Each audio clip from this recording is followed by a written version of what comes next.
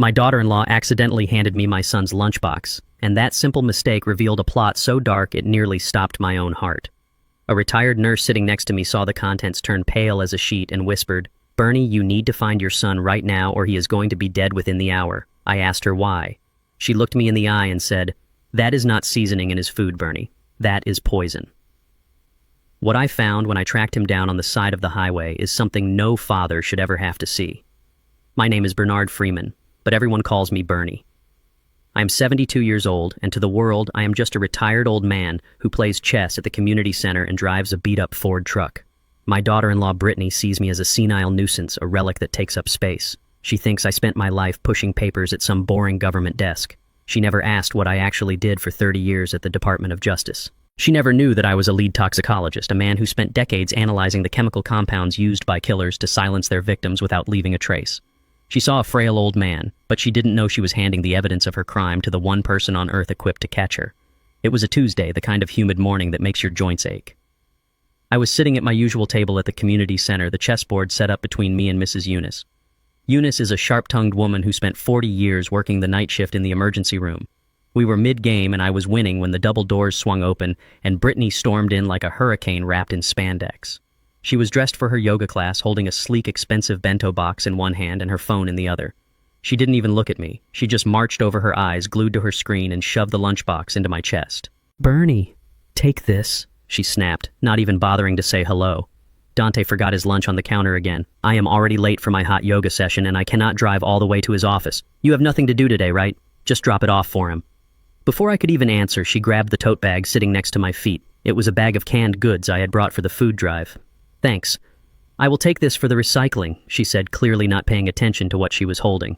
She was just grabbing things frantic and self-absorbed. "Brittany. That is for the..." I started to say, but she was already spinning on her heel. "Just handle it. Bernie Dante needs to eat healthy. Do not let him buy that greasy street food. Bye." And just like that, she was gone, leaving me holding my son's lunch. I shook my head, feeling that familiar burn of disrespect in my chest. To her, I was just a delivery boy. I looked at the box. It was one of those clear containers packed with organic quinoa kale and a small glass jar of green herbal seasoning tucked in the corner. Brittany was obsessed with her image as a health influencer. She controlled everything Dante ate, claiming she was optimizing his biorhythms. I was about to pack up my chess pieces when Eunice reached out and grabbed my wrist. Her grip was surprisingly strong. She wasn't looking at the board anymore. She was staring at the lunchbox in my lap, specifically at that little glass jar of green herbs. "Let me see that," she whispered, her voice trembling in a way I had never heard before. I handed it to her, confused. "It is just some basil or oregano, Eunice. You know how Brittany is with her special blends." Eunice didn't laugh. She popped the lid of the container and unscrewed the small jar. She brought it to her nose and inhaled deeply. Immediately, she recoiled, her face draining of all color. Her eyes went wide, filled with a terror that instantly set my nerves on edge. "Bernie, listen to me," she hissed, looking around to make sure no one was listening. "This is not basil. This is not oregano. I worked in the ER for 40 years. I know the smell of death when I encounter it." "What are you talking about?" I asked, my scientist brain starting to wake up from its retirement slumber. "It smells like digitalis," she said, the word hanging heavy in the air. "Foxglove. We used to see kids come in who had eaten the flowers in the woods. It causes cardiac arrest. It shuts down the heart, Bernie. If Dante eats this, he won't just get sick. He will die." The world seemed to stop spinning. I snatched the jar back and took a whiff. My olfactory senses, trained over decades of lab work, instantly recognized the underlying note. It was faint, masked by garlic powder and dried mint, but it was there. A bitter, earthy scent that didn't belong in a kitchen. Digitalis, a powerful heart medication in small doses, but a lethal poison in the amount packed into this jar. My blood turned to ice. This wasn't a mistake. Brittany hadn't confused a spice jar. She had handed me a loaded gun pointed at my son's chest. I fumbled for my phone, my fingers shaking. I dialed Dante's number. It rang and rang and rang. Then his voicemail picked up. "Hi, you have reached Dante Freeman, CEO of Biogen. Leave a message." "Dante, do not eat lunch," I shouted into the phone, not caring who was staring at me. "Do not touch the food Brittany made. Call me back immediately." I hung up and dialed again. Straight to voicemail. Panic started to claw at my throat. Dante usually ate lunch around noon. It was 11:45 a.m. If he was driving to a meeting or stuck in traffic, he might decide to snack early. "Where is he?" Bernie Eunice asked, grabbing her purse. We need to find him. I remembered the family tracking app. 2 years ago, Dante had installed it on my phone saying, "Dad, you are getting older. I just want to make sure I can find you if you get lost." I had been offended at the time, but I kept it. Now I opened the app, praying it would work in reverse. I tapped on Dante's icon. The map loaded. A blue dot appeared. It wasn't at his office downtown. It was stationary on the I-95 overpass, miles from any exit. "He is not at work," I said, my voice dropping to a growl. "He is stopped on the highway." "Why would he be stopped on the highway?" Eunice asked. "He isn't moving," I said, standing up so fast my chair clattered to the floor. I grabbed the lunchbox, the evidence, and ran toward the door. Eunice was right behind me. I threw my truck into gear and peeled out of the parking lot. The old Ford engine roared, protesting the speed, but I pushed the pedal to the floor. I drove with the reckless desperation of a father who knows the clock is ticking. I weaved through traffic, honking at cars running a red light that had just turned. My mind was racing faster than the truck. Digitalis causes confusion, blurred vision, and then irregular heartbeats. If he had tasted it even just a little bit while driving, he could have crashed. Or worse, his heart could have just stopped. I merged onto I-95, scanning the shoulder. The traffic was thinning out. And then I saw it. About a mile ahead, Dante's silver sedan. It was pulled over haphazardly, the front right tire grinding into the dirt of the embankment. The hazard lights weren't on. The car was just dead. "Dante," I screamed, slamming on the brakes and skidding to a halt behind his car. I jumped out before the truck had fully stopped. I ran to the driver's side window. The glass was tinted, but I could see a silhouette slumped over the steering wheel. Dante opened the door. I pounded on the glass. No movement. I tried the handle. Locked. I peered closer, shielding my eyes from the sun. What I saw made my knees buckle. Dante was foaming at the mouth. His eyes were rolled back in his head, and his body was jerking with subtle, rhythmic convulsions. He wasn't dead, but he was dying. Right there in front of me. I didn't think. I didn't hesitate. I ran back to my truck, grabbed the heavy tire iron from under my seat, and sprinted back. I swung with everything I had. The glass shattered, raining diamonds over my son's lap. I reached in, unlocked the door, and ripped it open. The smell hit me instantly. Vomit. And beneath it, that faint, bitter smell of the herbs. An open Tupperware container was on the passenger seat, half-eaten. He had snacked on the way. He had ingested the poison. I dragged him out of the car, laying him on the asphalt. His skin was cold and clammy, his pulse thready and erratic. It was fluttering like a trapped bird. Ventricular fibrillation. His heart wasn't pumping, it was shivering. "Call 911. I yelled at the cars slowing down to gawk. I started CPR. My old joint screamed in protest, but I pushed down on his chest. 1, 2, 3, 4. "Stay with me, son. Stay with me. You are not going to let that woman win. You are not going to die today." I looked at his face, pale and gray, and a fury unlike anything I had ever felt took over. This wasn't a health issue. This was murder. And the woman who did this was probably stretching in a yoga studio right now, checking her watch, waiting for the call that would make her a rich widow. I pumped his chest until the sirens wailed in the distance. I pumped until the paramedics physically pulled me away. As they loaded him onto the stretcher, one of the EMTs looked at me. "Sir, does he have a history of heart disease?" "No," I gasped, breathless and shaking. "He was poisoned. Tell the doctors to check for digitalis. Tell them it is poison." The EMT looked at me like I was a crazy old man, skeptical and dismissive. But I grabbed his uniform. "I am a toxicologist. Treat him for digitalis toxicity, or he will die in your ambulance." He nodded, eyes wide, and slammed the doors. As the ambulance sped away, screaming toward the hospital, I stood alone on the side of the highway, my hands covered in my son's sweat and glass shards. I looked back at Dante's car. The poison lunch was still on the seat. I walked over, picked up the container, and sealed it. I walked back to my truck and placed it carefully in the glove box. Brittany thought she had cleaned up her tracks. She thought she had sent a senile old man to do her dirty work, but she had made a fatal calculation. She forgot that before I was a grandfather, before I was a retiree, I was the man who hunted monsters for a living. And now I was coming for her. The fluorescent lights of the emergency room hummed with a sound that felt like a drill boring directly into my skull. I stood by the gurney, gripping the metal rail so hard my knuckles turned the color of ash. My son lay there, stripped to the waist wires, snake charmed across his chest, monitors screaming a rhythmic, terrifying song. Dante looked small. For a man who ran a multi-million-dollar biotech firm, a man who commanded boardrooms, he looked like a child broken by a fever dream. A young resident doctor who looked like he hadn't slept in 3 days was shining a pen light into Dante's eyes. He clicked it off and scribbled something on a clipboard, shaking his head. "Sir, you need to step back," the doctor said, not even looking at me. "We are stabilizing him. It looks like a severe stroke brought on by stress and acute liver failure. We see this with high-powered executives. The body just gives out. I stepped forward, blocking his path to the computer. It is not a stroke, I said, my voice low and steady, the voice I used to use when testifying in federal court. And it is not his liver giving out on its own. He has been poisoned. You need to run a toxicology screen specifically for digoxin. Now. The doctor finally looked at me. He saw an old black man in a windbreaker and a baseball cap, dusty from the roadside. He saw a nuisance. He did not see a retired federal agent with 30 years of experience in chemical pathology. Listen, Mr. Freeman, the doctor said, his tone dripping with that special kind of condescension reserved for the elderly. I know you are upset, but we have run the standard panels. His troponin levels are elevated. His enzymes are chaotic. This is metabolic. Please let us do our jobs and go sit in the waiting room. I grabbed the doctor's arm. It was a violation of protocol, but I didn't care. Look at the EKG, I snapped, pointing at the monitor. Look at the scooped ST segments. Look at the yellow haloing he was complaining about before he lost consciousness. Those are not stroke symptoms. That is classic digitalis toxicity. If you treat him for a stroke, if you give him blood thinners or beta blockers without checking, you will stop his heart. Do you understand me? You will kill him. The doctor pulled his arm away, brushing off his white coat as if I had dirtied it. Security. He called out, his voice flat. You are making a mistake.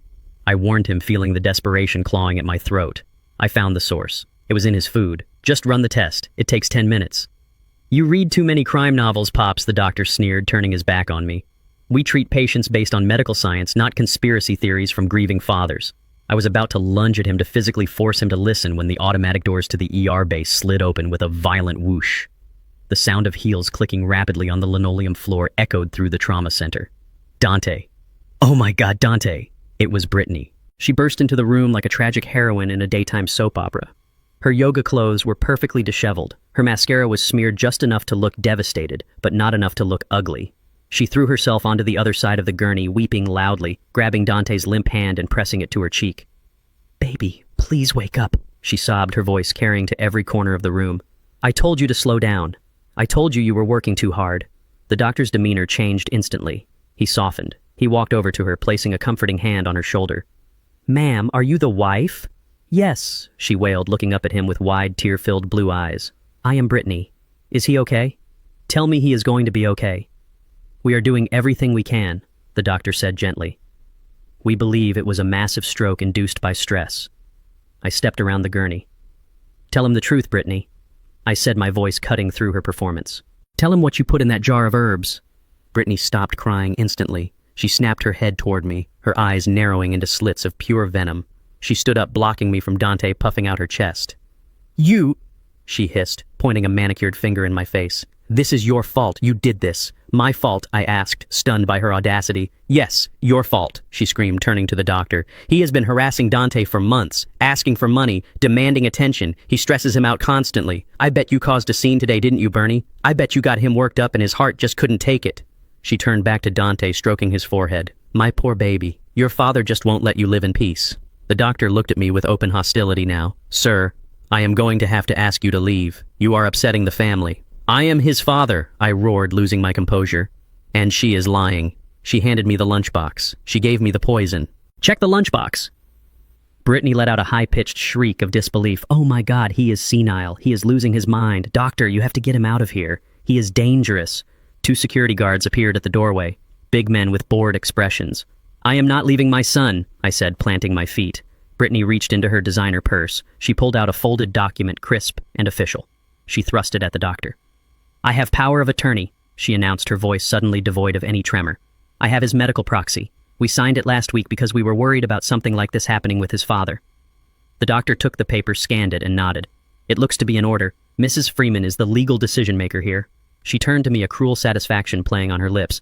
I want him removed, now. He is not allowed near my husband. He is not allowed access to any medical records. Get him out of my sight. The security guards moved in. One grabbed my left arm, the other my right. I struggled, but I was 72 years old and exhausted. You are making a mistake, I yelled at the doctor as they began to drag me backward. She is killing him. Run the test.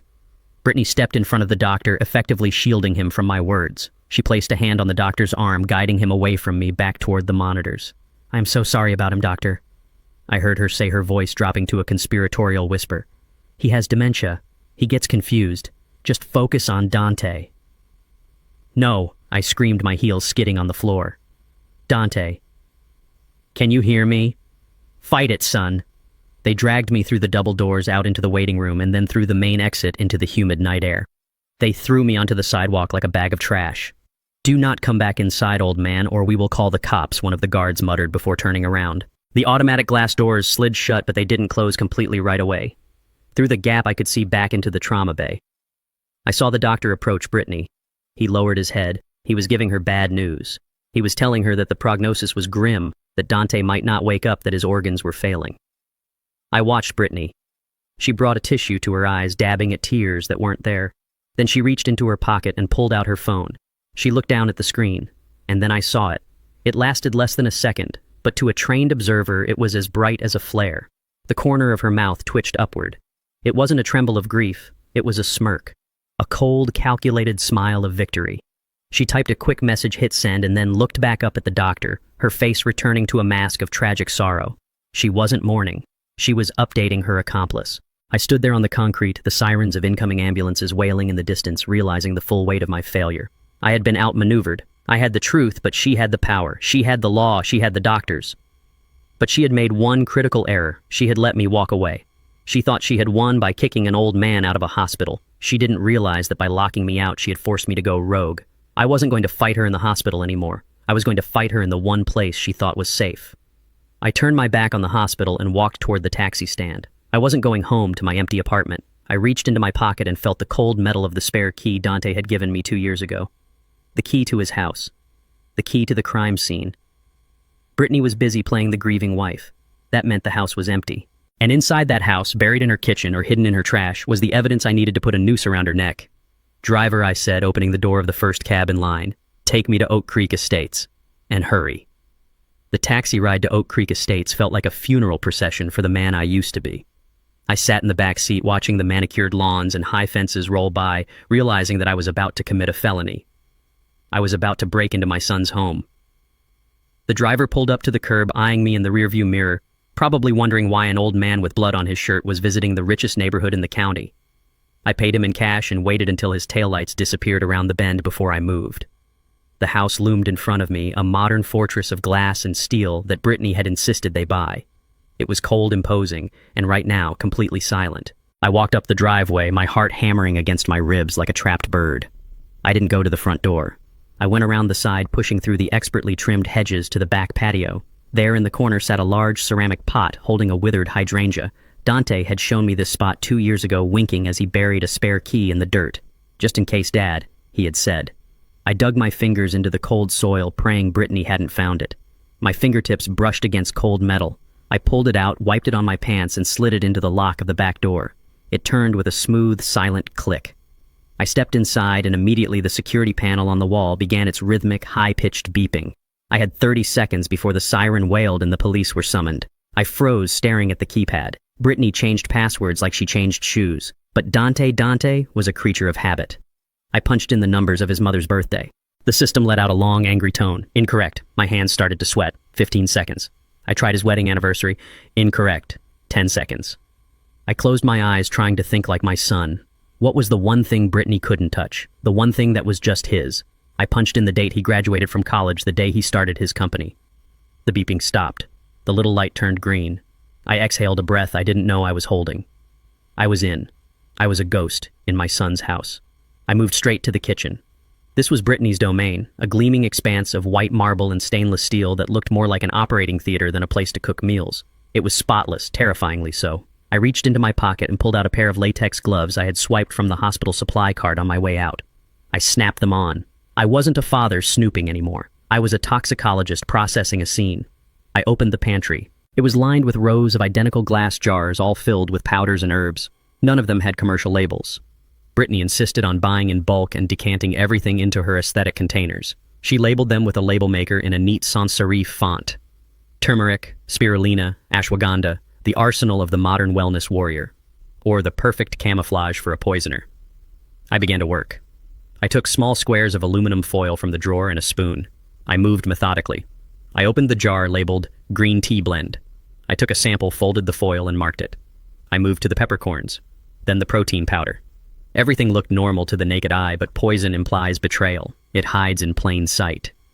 Then I reached for the salt cellar sitting by the stove. It was filled with pink Himalayan salt, coarse and chunky. But as I sifted through the grains with the tip of the spoon, the light from the window caught something. Amidst the pink rocks, there were smaller, cloudier crystals. They were uniform, slightly more opaque than the salt. I wet the tip of my gloved finger and touched one, bringing it close to my eyes. It wasn't salt. Salt cubes. These were fractured shards. I carefully scooped a generous amount into a foil packet. If my suspicion was correct, this wasn't just salt. This was a long-game poison. Something to weaken him over months, to damage his kidneys and confuse his doctors, making the final blow look like natural organ failure. I secured the samples in my jacket pocket. My chest was tight. I was standing in the middle of a crime scene that masqueraded as a domestic paradise. Every meal she had cooked him, every smoothie she had blended was a loaded weapon. I looked at the fridge. There was a photo of them in Hawaii, smiling, tanned, happy. It made me sick. I wanted to smash it, but I had to leave no trace. I was about to turn off the lights when I saw the shredder in the corner of the room near the small desk where Brittany managed her social media empire. I walked over to the shredder. The bin was full. I pulled it out. It was a cross-cut shredder, the kind that turns paper into confetti, making reconstruction nearly impossible. But sitting right on top of the pile of white strips was something different. A thick cream-colored paper stock. It hadn't been shredded properly. The machine had jammed, leaving a large, jagged chunk of a document intact near the blades. I carefully pulled it free. It was the bottom third of a legal document. I smoothed it out on the counter. My eyes scanned the legalese, skipping over the boilerplate text until I hit the numbers. The dollar sign was followed by 7 zeros. $10 million. It was a life insurance policy. The ink on the signature line was barely dry. It was dated 3 months ago. I recognized Dante's signature immediately, a looping, rushed scrawl he used when he was busy. But right below it was the beneficiary designation. Brittany Freeman. 100%. I looked closer at the clauses visible on the fragment. There was a section highlighted in yellow highlighter, Brittany's doing, no doubt. Double indemnity for accidental death or sudden medical event prior to age 40. The room spun. $10 million. That was the price tag she had put on my son's life. She hadn't just planned to kill him. She had planned to get rich doing it. She had insured him like a racehorse she intended to break. The sheer cold-blooded calculation of it took my breath away. She had waited for the policy to clear the contestability period. She had waited until everything was legal, signed and sealed before she handed me that lunchbox. I folded the paper fragment and shoved it into my pocket with the samples.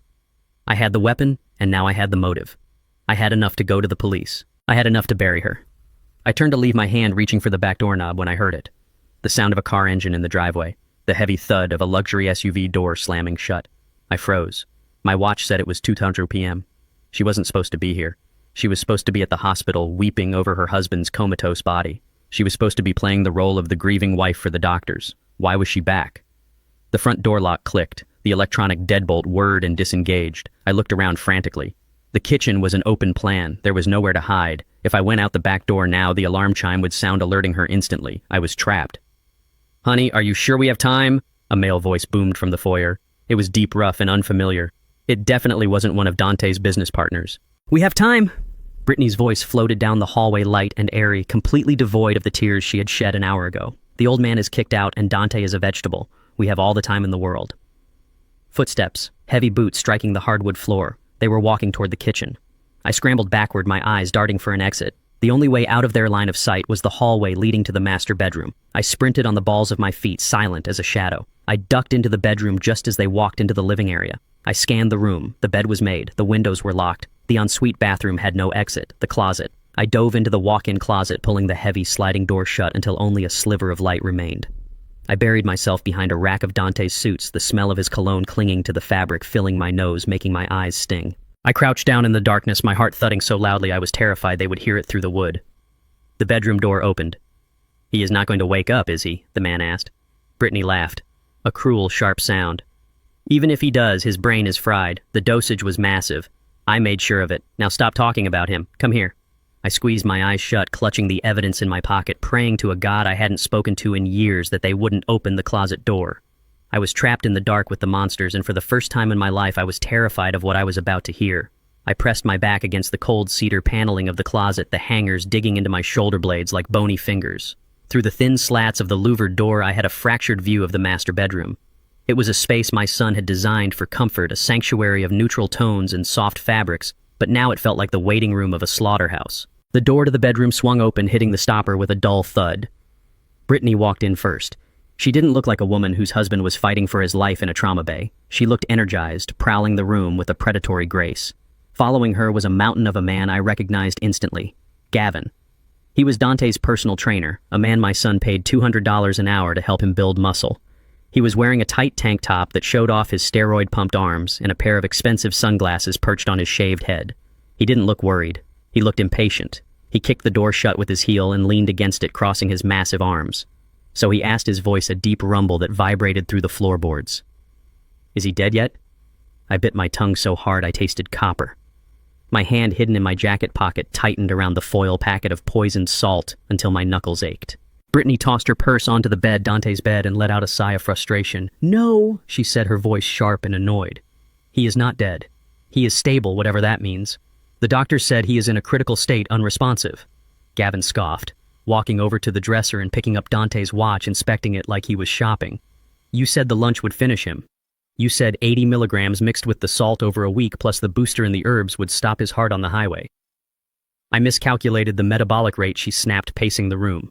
Or maybe he didn't eat all of it. The lunchbox wasn't empty when that meddling old man took it. The mention of me made my blood run cold. They were discussing the murder of my son with the casual irritation of a couple discussing a botched dinner reservation. "So what now?" Gavin asked, putting the watch on his own wrist and turning it in the light. "If he wakes up, we are screwed, Britt. He is going to know something is wrong. He was complaining about the taste of his water yesterday. He is not going to wake up," Brittany said, her voice dropping to a chillingly calm register. She walked over to Gavin and placed her hands on his chest. The digitalis dose was massive, Gavin. Even if his heart keeps beating, his brain has been starved of oxygen for too long. He is a vegetable. And honestly, that is better for us. "Better?" Gavin asked, raising an eyebrow. "Dead means the insurance pays out immediately. Dead means we take the 10 million and disappear to Tulum. Dead means an autopsy." Brittany countered, her eyes flashing, especially with his father sniffing around. "You saw Bernie at the hospital. He was raving about poison. He was screaming about tests. If Dante dies today, that old man will burn the precinct down until they cut Dante open and check his blood. And if they find the digoxin, we go to prison for life." I held my breath. She was smarter than I gave her credit for. She had anticipated my reaction perfectly. "So we keep him alive?" Gavin asked, confused. "We keep him alive for exactly 90 days, Brittany explained, a cruel smile playing on her lips. She walked over to the nightstand and picked up a framed photo of her and Dante, staring at it with contempt. "Under the company bylaws, if the CEO is incapacitated for more than 3 months, the power of attorney kicks in fully. I get total control of the assets, the patents, and the bank accounts. I can liquidate the company, sell the intellectual property to that Chinese firm that has been emailing him, and drain the trust." And then Gavin asked.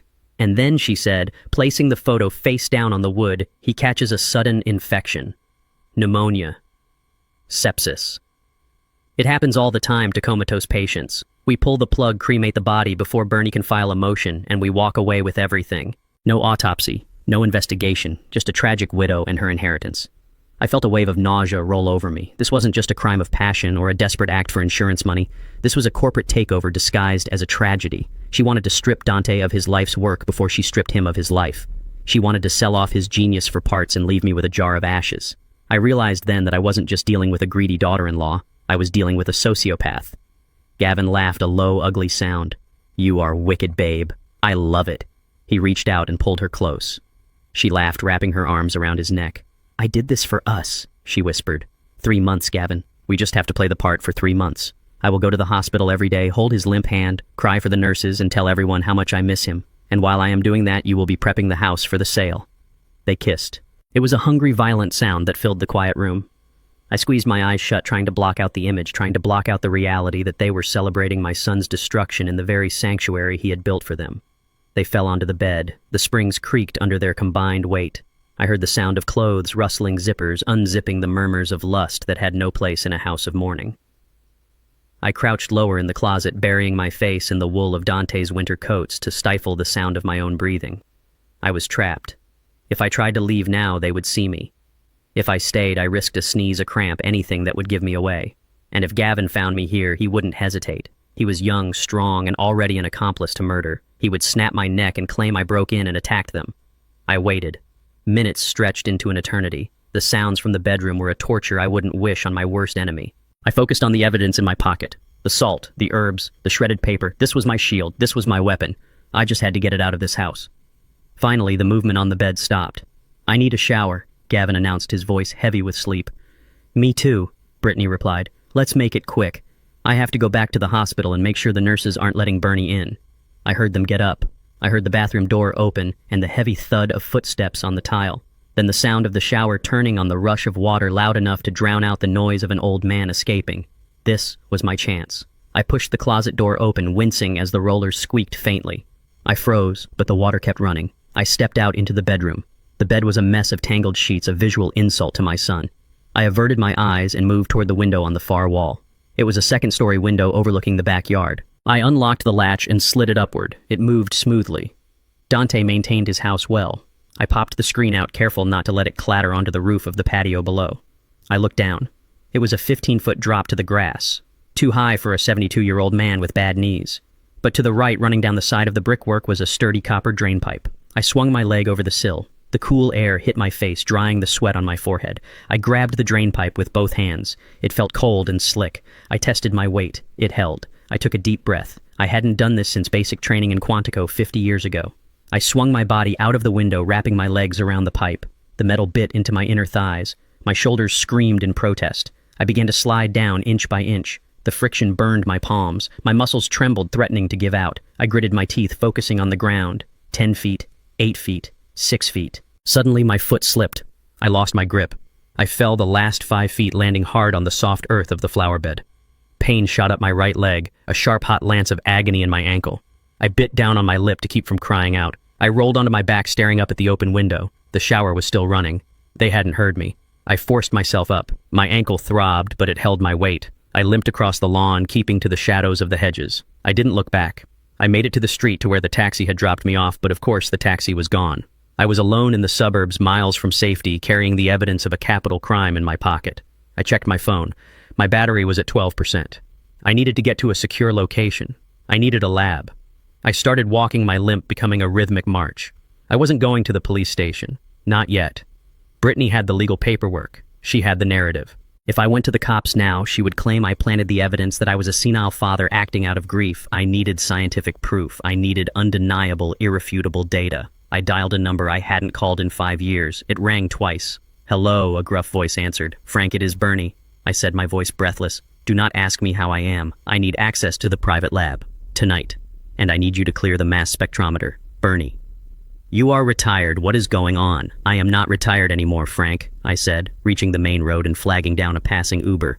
"I am working a homicide, and the victim is my son."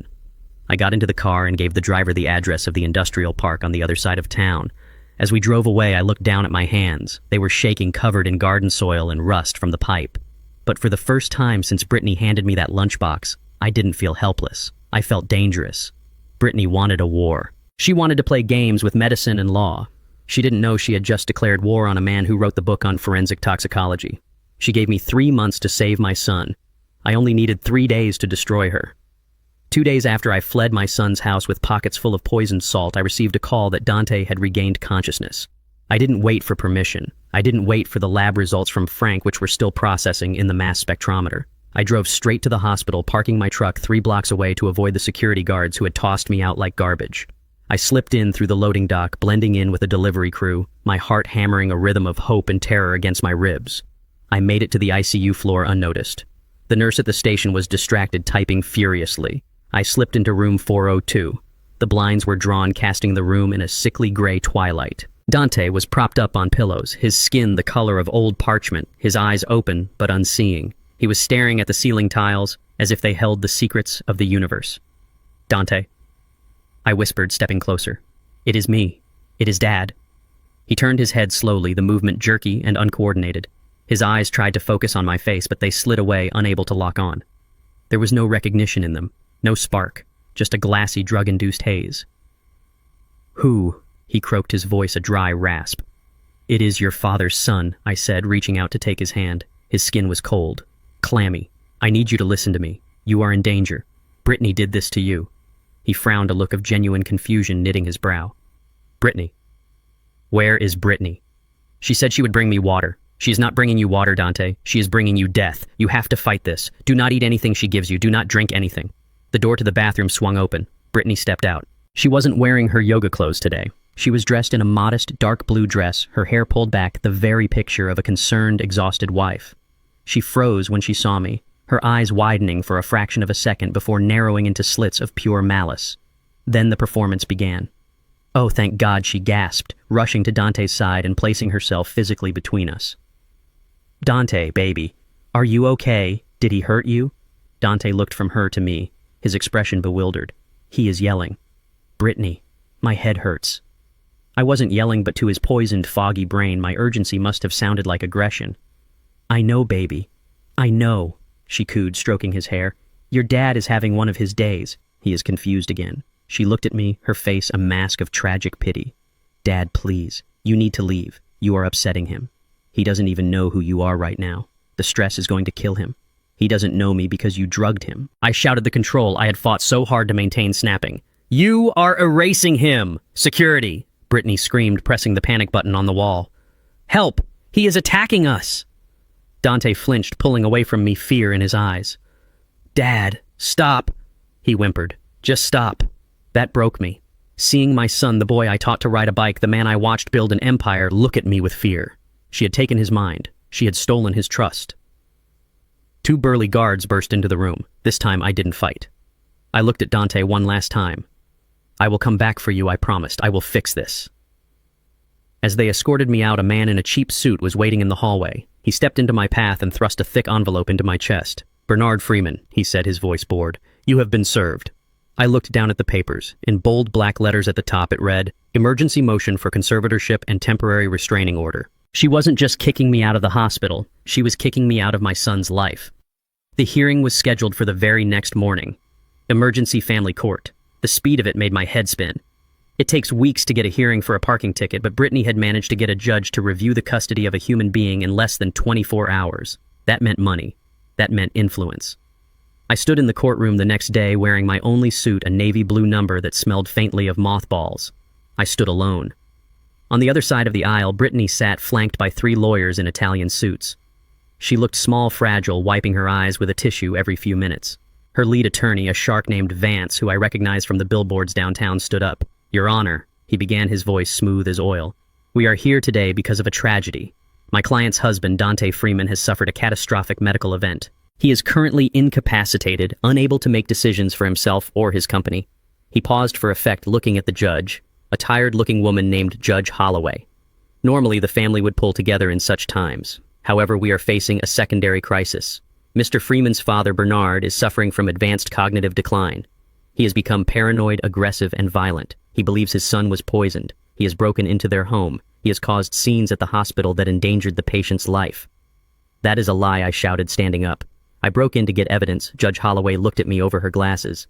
"Mr. Freeman, sit down. You will have your turn." Vance smiled, a thin, predatory expression. "We have evidence, Your Honor. Exhibit A." He pointed to a large monitor on the wall. A video began to play. It was grainy, taken from a cell phone. It showed me standing in Dante's living room, red-faced, screaming at the top of my lungs, slamming my fist onto the coffee table. "You are blind. You are absolutely blind. Look at what is happening right in front of you. If you do not open your eyes, it is all going over a cliff." The video cut to black. The courtroom was silent. It looked bad. It looked like an unhinged old man screaming at his son. But I remembered that day. It was Super Bowl Sunday, 3 years ago. I wasn't screaming at Dante. We were both screaming at the television because the referee had made a terrible call against our team. Brittany had been filming us laughing in the background, but the audio had been edited. Her laughter was gone. The context was stripped away. All that remained was my anger directed at an invisible target that the court now assumed was my son. "That video is doctored," I protested, my voice shaking. "We were watching football." Vance ignored me. "Exhibit B, Your Honor. A psychological evaluation conducted by Dr. Eris Thorne." He handed a file to the judge. I had never met a Dr. Eris Thorne in my life. "Dr. Thorne reviewed Mr. Bernard Freeman's medical history and recent behavioral patterns," Vance said. "His conclusion is clear. Early onset dementia with persecutory delusions. He believes there is a conspiracy against him. He believes he is a detective. It is a tragedy, Your Honor. But he is a danger to himself and, more importantly, to his son." The judge flipped through the pages. I could see her face hardening. She saw a frantic old man in a cheap suit raving about poison. She saw a crying young wife trying to save her husband. The narrative was perfect. It was cleaner than any crime scene I had ever processed. I stood up, my hands trembling on the table. Your Honor, I am a toxicologist. I served 30 years with the DOJ. I have samples in a lab right now being tested. This woman is feeding him digitalis. She has an insurance policy for $10 million. Mr. Freeman, the judge, cut me off, her voice stern. Do you have these test results with you? They are not ready yet, I stammered. Mass spectrometry takes time. I need 24 more hours. So, you have no proof, the judge said. Just theories. And you admit to breaking into their home. I used a spare key, I said, feeling the trap snap shut. To get the evidence. Breaking and entering, Vance muttered loud enough for the stenographer to hear. The judge sighed, rubbing her temples. She looked at Brittany, who was now quietly sobbing into her hands. Mrs. Freeman, I am granting the emergency conservatorship. You will have full legal control over your husband's medical decisions and his estate for a period of 30 days pending a full review. Brittany nodded, mouthing a thank you. Furthermore, the judge continued looking at me with pity that felt like a slap. I am granting the restraining order. Mr. Bernard Freeman, you are to stay 100 yards away from Dante Freeman and Brittany Freeman. You are not to contact them, visit the hospital or the residence. If you violate this order, you will be arrested. The gavel banged. The sound was like a gunshot in the quiet room. No, I screamed, the injustice of it burning through my veins like acid. You are signing his death warrant. She is killing my son. You are letting her kill him. I scrambled over the barrier, lunging toward the plaintiff's table, desperate to make them listen, desperate to shake the truth into them. Bailiff, the judge shouted. 2 uniformed officers grabbed me before I could take 3 steps. They wrenched my arms behind my back, forcing me to my knees. Pain shot through my shoulders, but I didn't care. I looked up at Brittany. She wasn't crying anymore. She was looking down at me, her blue eyes dry and cold as ice. She offered me a small, tight smile. A smile that said, I won. She is killing him. I roared as they dragged me backward out of the courtroom. Check the salt! Check the damn salt! The heavy oak doors slammed shut, cutting off my voice. I was thrown into the hallway, breathless, defeated, and legally erased from my son's life. I had the truth, but in the eyes of the law, I was just a crazy old man who watched too much football. And now my son was alone in a room with his executioner, and I was powerless to stop it. The judge had taken my rights, but she could not take my knowledge, and she certainly could not take the evidence burning a hole in my pocket. I drove home in a silence that was heavy and suffocating, the kind of silence that usually precedes a funeral. But I was not planning a funeral, I was planning a resurrection. I pulled my truck into the garage and closed the door, plunging the space into darkness before killing the engine. I sat there for a moment, listening to the ticking of the cooling metal, letting the rage settle into a cold, hard knot in my stomach. Brittany thought she had won because she had a piece of paper with a court seal. She did not understand that the courtroom was just theater. The real verdict would be delivered in the laboratory. I locked the front door of my small bungalow and drew the blinds. I checked the street. Empty. I walked to the heavy oak door in the hallway that led to the basement. I hadn't been down there in months, not since I packed away the last of my files after retirement. I flipped the switch. The fluorescent lights flickered and hummed to life, illuminating a space that looked less like a storage room and more like a bunker. This was my sanctuary. Along one wall stood a stainless steel workbench I had salvaged from a government surplus auction. On the shelves above it were rows of brown glass reagent bottles, dust-covered but sealed. In the corner under a plastic tarp sat my pride and joy, a high-powered compound microscope with polarized light capabilities and a vintage but functional spectrophotometer. I pulled the tarp off the plastic, rustling loudly in the quiet room. Dust motes danced in the light. I grabbed a rag and wiped down the lenses. I wasn't just cleaning equipment, I was waking up the old soldier inside me. I set the foil packets on the steel table, the salt, the herbs, the shredded paper. I snapped on a fresh pair of latex gloves and pulled a clean glass slide from a box. I started with the salt. I sprinkled a few grains onto the slide, adding a drop of distilled water to dissolve the sodium chloride, hoping to isolate the impurities. I slid it under the lens and adjusted the focus. The world magnified 400 times is a chaotic, beautiful place, but today it looked like a battlefield. Himalayan salt crystals are cubic, roughly shaped and transparent with a pinkish hue. But swimming among them were different structures. They were not cubic. They were octahedral, 8-sided crystals that refracted the light differently than salt. I reached for a bottle of silver nitrate. If this was just salt, the reaction would be standard. If it was what I suspected, the color would tell the story. I added a single drop to the solution on the slide. I held my breath. The liquid turned a distinct brick red color. Arsenic. I stepped back from the table, my hand going to my mouth. Arsenic trioxide, the poison of kings and the king of poisons. It is tasteless, odorless, and mimics 100 different natural illnesses. It causes fatigue, headaches, confusion, and nerve damage. Dante had been complaining about being tired for months. He had told me he was just burned out from work. He wasn't burned out. He was being slowly, methodically murdered. Brittany hadn't just decided to kill him last week with the lunchbox. She had been poisoning him for a long time, weakening him, breaking down his resistance so that when the heart attack finally came, nobody would question why a 38-year-old man simply dropped dead. I felt a tear run down my cheek. I wiped it away angrily. There was no time for grief. I grabbed the second packet, the green herbal blend from the lunchbox. I didn't need a chemical test for this. I placed a pinch under the scope. The plant matter was shredded fine, but the cellular structure was distinct. The tiny hairs on the leaves, the specific vein patterns. It was digitalis purpurea, foxglove. But it wasn't just dried leaves. Mixed in with the green dust were tiny white granules. I did a solubility test. They dissolved instantly. Pure digoxin extract. She had spiked the natural poison with pharmaceutical-grade heart medication to ensure the job was done. This was overkill. This was hatred in powder form. I had the scientific proof. I knew the what and the how. But I still lacked the who. A court would argue that anyone could have tampered with the salt. They would say I planted it. I needed to see her doing it. I needed eyes inside a house I was legally forbidden to enter. I pulled my burner phone from a drawer. I dialed a number that wasn't in my contacts list. It rang 4 times before a young, wary voice answered. Yeah. Malik, it is, Bernie, I said. There was a pause.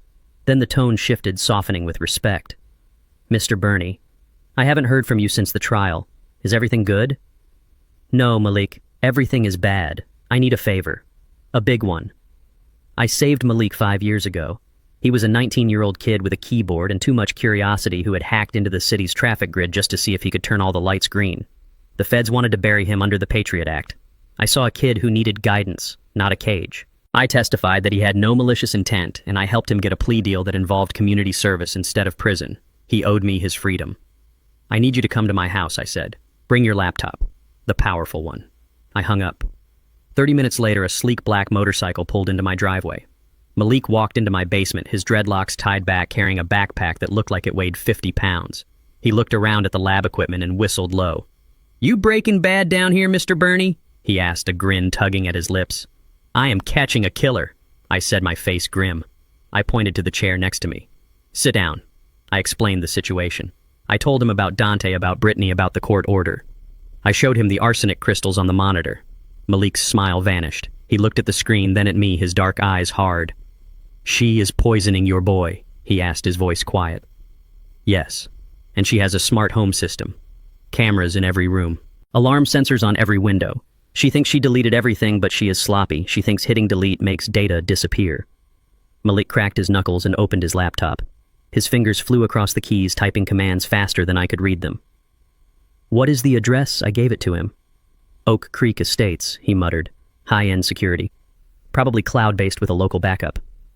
Give me 10 minutes. I watched him work. It was a different kind of science, but it was just as precise as chemistry. He wasn't mixing fluids. He was piercing firewalls. He was looking for a backdoor, a weak password, a flaw in the code. Gotcha, he whispered 7 minutes later. She changed the admin password to her birthday. Amateurs. He hit a final key. The screen of his laptop split into a grid of 6 live feeds. The living room, the hallway, the backyard, and the kitchen. The house was quiet. Brittany wasn't in the kitchen. But that wasn't what I needed. Can you go back? I asked. Can you recover footage from the last month? Malik frowned. She wiped the local drive. I can see the log. Mass deletion event 2 days ago, right after you took the lunchbox. My heart sank. She had covered her tracks. But Malik said, tapping his temple, she forgot about the cloud mirror. These systems upload a backup to a remote server every night at 3 a.m., unless she has the master encryption key for the server farm, which she definitely does not. That footage is still sitting there. It just takes a little finesse to pull it down. He typed for another few minutes. A progress bar appeared on the screen. Retrieving archived data. 20%, 50%, 80%. Complete. Files started populating a folder on his desktop. Hundreds of them. Dated and time-stamped. Look for the mornings, I said, leaning over his shoulder. Breakfast time.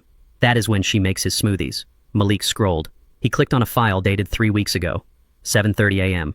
The video player opened. The image was crisp, high-definition 4K resolution. It showed Brittany standing at the kitchen island. She was wearing a silk robe. She looked beautiful, serene. Dante walked into the frame dressed for work, looking tired. He kissed her on the cheek and sat at the counter checking his phone. Brittany turned her back to him. She opened the cupboard and took out a large tub of protein powder. She scooped some into a blender. Then she reached into the pocket of her robe. I held my breath. She pulled out a small orange prescription bottle.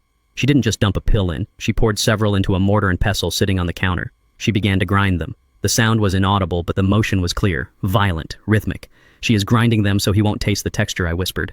She dumped the white powder into the blender with the protein and the fruit. She hit the button. The blender roared to life, mixing the poison into a frothy pink death cocktail. She poured it into a glass and turned around, a bright, loving smile plastered on her face. She handed the glass to Dante. "Here you go, baby," she said, her lips moving in the silent video. "Drink up. It is good for you." Dante took the glass. He smiled at her. A trusting, loving smile. And he drank. He drank the whole thing while she watched, her eyes cold and flat, monitoring him like a lab rat. I had to look away.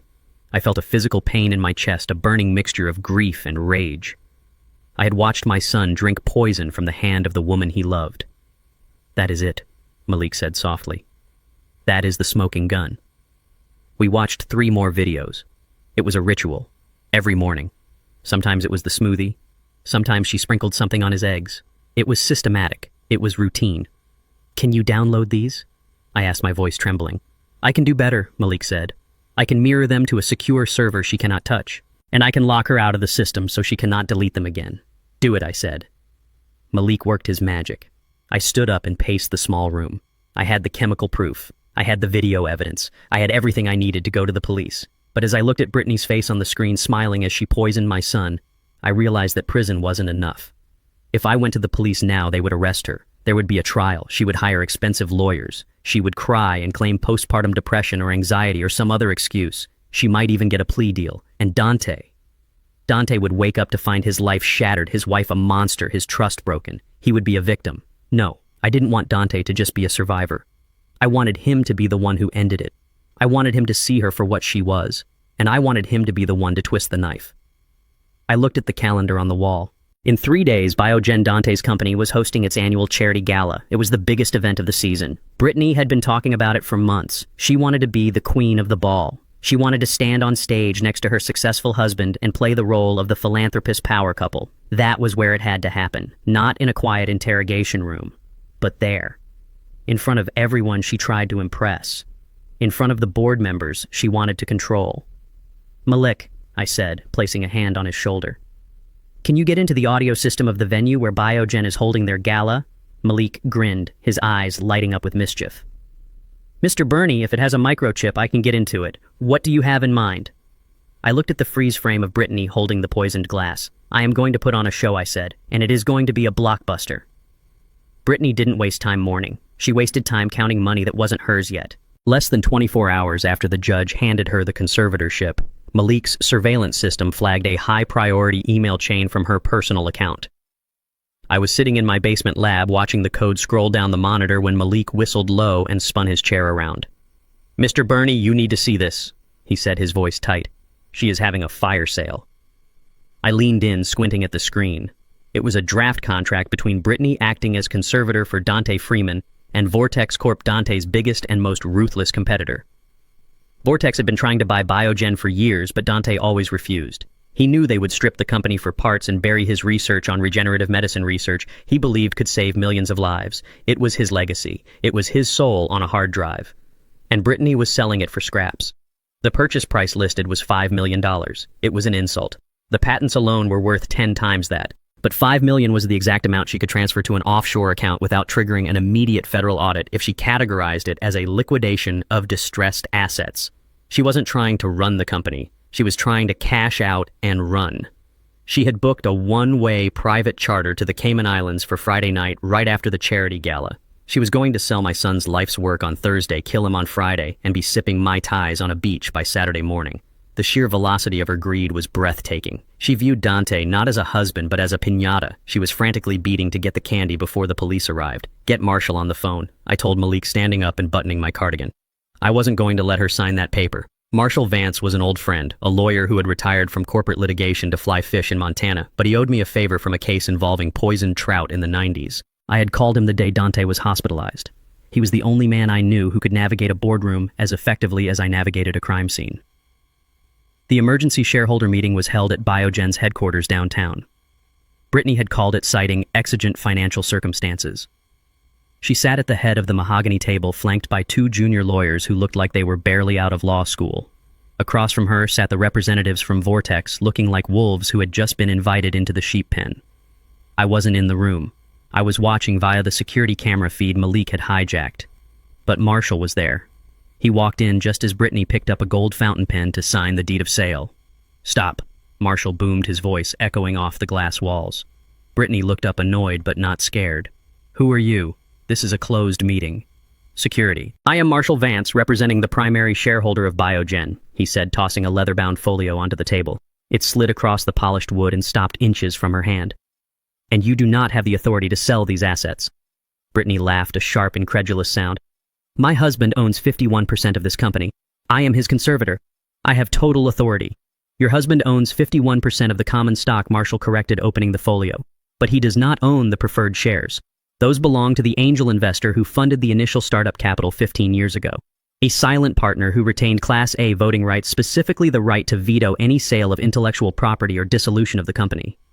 Brittany frowned, her confidence wavering. Dante never had an angel investor. He built this from his garage.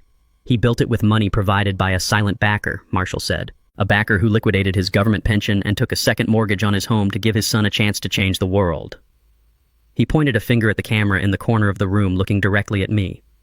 "That investor is Mr. Bernard Freeman." Brittany went pale. She grabbed the document, flipping through the pages frantically. Her eyes scanned the incorporation papers, the amendments, the shareholder registry. It was all there. Buried in the fine print of the company's founding documents was my name. I had hidden it well, even from Dante in the beginning, because I wanted him to feel like the victory was entirely his. I wanted him to walk tall, but I had kept the safety switch just in case he ever lost his way, or in case someone tried to steal his way from him. "This is fake," she whispered, her hands shaking. "The old man is broke. He drives a truck from the 90s. He lives in a shack. He lives modestly because he reinvested his dividends back into his son's dream," Marshall said, his voice cold. "He owns 30% of the preferred stock, and as his proxy, I am formally exercising his veto. This sale is dead. Get out." The Vortex representatives didn't need to be told twice. They stood up, gathered their papers, and filed out of the room, casting angry glances at Brittany. They knew a botched deal when they saw one. Brittany was left alone at the table, the gold pen useless in her hand. She stared at the camera, her face twisting into a mask of pure, unadulterated rage. She realized in that moment that the senile old man she had mocked wasn't just watching her. He was checkmating her. She swept the papers off the table with a scream of frustration and stormed out. I sat back in my chair in the basement, feeling a grim satisfaction. I had stopped the money. I had cut off her escape route. Now she was trapped. And a trapped animal is the most dangerous kind. I knew she would come. I sent Malik home, telling him things were about to get ugly, and I didn't want him in the crossfire. I turned off the lights in the house, leaving only the desk lamp in the living room on. I brewed a pot of Earl Grey tea and sat in my armchair facing the front door. I placed my digital recorder on the side table, the red light blinking steadily in the darkness. It was just after midnight when headlights swept across my front window. A car door slammed. Heavy, angry footsteps pounded up the walkway. Bam! Bam! Bam! The front door shook in its frame. She was kicking it. "Open the door, Bernie," she screamed. "I know you are in there. Open the damn door!" I took a sip of tea. It was hot and calming. I didn't move. She pounded again, harder this time. "You think you are clever. You think you can stop me with some dusty paperwork? That money is mine. I earned it. I put up with his boring stories and his late nights for 5 years. I deserve it." She was unraveling. The cool, calculating sociopath was gone, replaced by a desperate, greedy child who had been denied her prize. She paced back and forth on the porch, her heels clicking on the concrete like hail. "I am not going to let you win, old man. Do you hear me? I have the power. I have the judge in my pocket." I sat silent, a ghost in my own home. I wanted her to think I was afraid. I wanted her to feel powerful because arrogance makes people careless. The pounding stopped. There was a long silence. I watched the doorknob jiggle, locked. Then I heard the flap of the mail slot creak open. A slice of light from the street lamp cut across the floor. I saw her eyes appear in the narrow opening of the mail slot. They were wild, bloodshot, manic. She pressed her face against the brass plate, peering into the gloom of my living room. "Listen to me closely, Bernie," she hissed, her voice low and venomous, carrying through the house like a draft from a grave. I leaned forward slightly, ensuring the recorder caught every syllable. "You blocked the sale. Fine. But you forgot who has the keys to the castle. I am his conservator. I decide where he lives. I decide who treats him." She paused, letting the words hang in the air. "Tomorrow morning, I am signing the discharge papers. I am bringing Dante home. The doctors say he is stable enough for home hospice care. But accidents happen at home, Bernie. Stairs are slippery. Wheelchairs tip over. Necks snap so easily when someone falls the wrong way. My grip tightened on the teacup until I felt the china hairline fracture under my thumb. If you do not sign that waiver and release those shares by noon tomorrow, Dante is going to have a terrible accident. And this time there won't be any digitalis for you to find. Just a broken body at the bottom of the stairs, and I will make sure the casket is closed so you don't have to see his face. She spat through the slot. You have 12 hours, old man. Sign the papers or bury your son. The mail slot snapped shut. I heard her walk back to her car, the engine roar to life and the tires squeal as she peeled away into the night. I sat in the silence for a long time. The tea had gone cold. The threat hung in the room heavy and suffocating. She wasn't bluffing. She was cornered, broke, and desperate. She was going to kill him tomorrow. The slow poison was over. She was moving to brute force. I picked up the recorder and pressed stop. I had the threat. I had the motive. I had the means. But the police would take hours to process this. They would need a warrant. They would need to interview her. By the time they got through the red tape, Dante would be dead at the bottom of a staircase. I couldn't wait for the law. The law was too slow for the timeline of a murder. I stood up and walked to the basement door. I looked at the calendar. The gala was in 2 days. She wanted to be the star. She wanted to play the grieving wife one last time before she cashed out. She wouldn't kill him before the gala if she thought she could still get the money another way. But she just told me she was done waiting. Unless I gave her a reason to wait. Unless I made her believe that she could have it all, the money, the fame, and the clean getaway, if she just kept him alive for 48 more hours. I needed to bait the trap. I needed to make her think she had won again. I pulled out my phone and dialed Marshall. Wake up, Marshall, I said. Draft the papers. Tell her I am ready to sign. Tell her I surrender. But tell her I will only hand over the stock transfer at the gala, publicly, as a symbolic passing of the torch. Bernie? Are you insane? Marshall asked, his voice groggy. No, I said, walking down the stairs to my lab, my eyes fixing on the bottles of chemical reagents lining the shelf. I am just buying time. She wants a show. I will give her a show. But first I have to make a little visit to the hospital. I grabbed my kit bag. I wasn't going as a father this time. I was going as a ghost.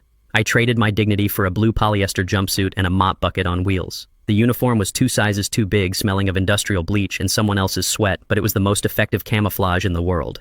People do not look at the janitor. They look through him. They see the trash bag, the wet floor sign, the gray cart, but they never see the man. I pulled the paper mask over my face, pulled my cap low, and pushed the cart through the service entrance of St. Jude's Medical Center. My ID badge was a forgery Malik had printed an hour ago, laminated and clipped to my chest. It said my name was Earl. I navigated the corridors with the slow, rhythmic shuffle of a man who is paid by the hour, but my mind was racing at 100 miles an hour. Brittany had moved Dante to the VIP wing on the top floor. It sounded luxurious, but I knew what it really was.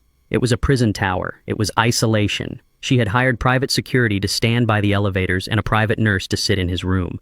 She wanted to control who saw him, who spoke to him. And most importantly, she wanted to control what went into his veins. I reached the elevators. A security guard, a young man more interested in his phone than his job, glanced at my badge. Service, he grunted, pointing to the freight elevator. I nodded, not speaking, and rolled my card inside. The doors closed, and for a moment the silence was heavy. I checked my pocket. I had a vial of saline solution I had prepared in the basement, labeled exactly like the sedative Brittany's nurse was administering. I had a tablet loaded with the videos Malik had pulled from the cloud. And I had a knife. I prayed I wouldn't have to use the knife. The elevator dinged on the 12th floor. The VIP wing was quiet, carpeted in plush beige that muffled the squeak of my cartwheels. I kept my head down, mopping imaginary spots on the pristine floor as I inched closer to room 1204. The door was open a crack. I could hear the rhythmic beep of the cardiac monitor. I pushed the door open with the back of my mop. The room was spacious, filled with flowers that smelled like a funeral parlor. Dante was in the bed, looking paler and thinner than I had ever seen him. He was asleep, or what passed for sleep, under a heavy chemical haze. Sitting in the armchair by the window was the private nurse. She wasn't checking his vitals. She wasn't adjusting his pillows. She was scrolling through social media on her phone, her back to the patient, laughing softly at a video. I cleared my throat, making a show of squeezing out the mop. Housekeeping, I mumbled, pitching my voice to sound old and tired, emptying the trash. She didn't even turn around. Just make it quick, she snapped. And do not wake him up. I just gave him his dose. She waved a hand dismissively. Perfect. She was arrogant. She assumed I was harmless. I rolled the cart into the room, positioning it between her chair and the IV stand next to Dante's bed. I blocked her line of sight with my body. I reached into the front pocket of my jumpsuit. My hand moved with the muscle memory of a man who had spent decades handling volatile chemicals. I grabbed the vial of sedative hanging from the IV drip. It was midazolam, a powerful benzodiazepine. It kept him docile. It kept him confused. It kept him from asking why his wife was selling his company. I unhooked it. In one smooth motion, I replaced it with the saline vial. It looked identical. The clear liquid dripped into the chamber, mixing with the fluid running into my son's arm. I slipped the real sedative into my pocket. The nurse shifted in her chair. I froze. "Are you done yet?" she asked, still looking at her phone. "Just about, ma'am," I said. I tied off the trash bag, creating a rustling noise to cover the sound of my breathing. I grabbed the bag and threw it onto the cart. I rolled out of the room, my heart hammering against my ribs. Step 1 was complete. Now I had to wait. Saline does not wake a man up instantly. It just stops the suppression. His liver and kidneys, damaged as they were, would have to filter out the existing drugs. It would take an hour, maybe 2. I pushed my cart into the supply closet down the hall and locked the door from the inside. I sat on a stack of paper towels and watched the time tick by on my watch. I counted the minutes. I counted the beats of my own heart. I thought about the little boy who used to run into my arms when I came home from work. I thought about the man who built a company from a garage. I was not going to let him die in a drug-induced fog. 90 minutes later, the nurse left the room. I watched through the crack in the closet door. She was heading to the break room, coffee mug in hand. This was it. I left the cart. I left the mop. I walked straight into room 1204 and locked the door behind me. I dragged a heavy chair under the handle. If security came, they would have to break it down. I walked to the bed. Dante was stirring. His eyelids fluttered. He let out a low groan, shifting his legs under the sheets. The saline was working. The fog was lifting. "Dante."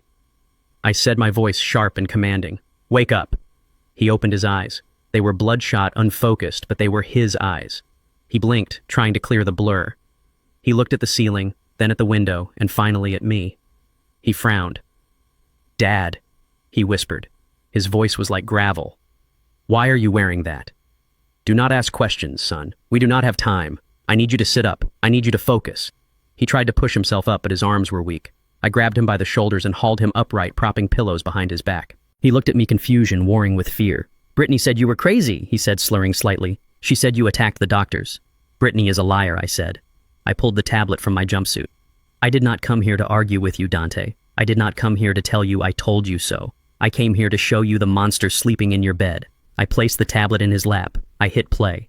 The video Malik had pulled from the cloud filled the screen. It was the footage from the kitchen. Brittany crushing the pills. Brittany mixing the powder into the smoothie. Brittany smiling as she handed him the poison.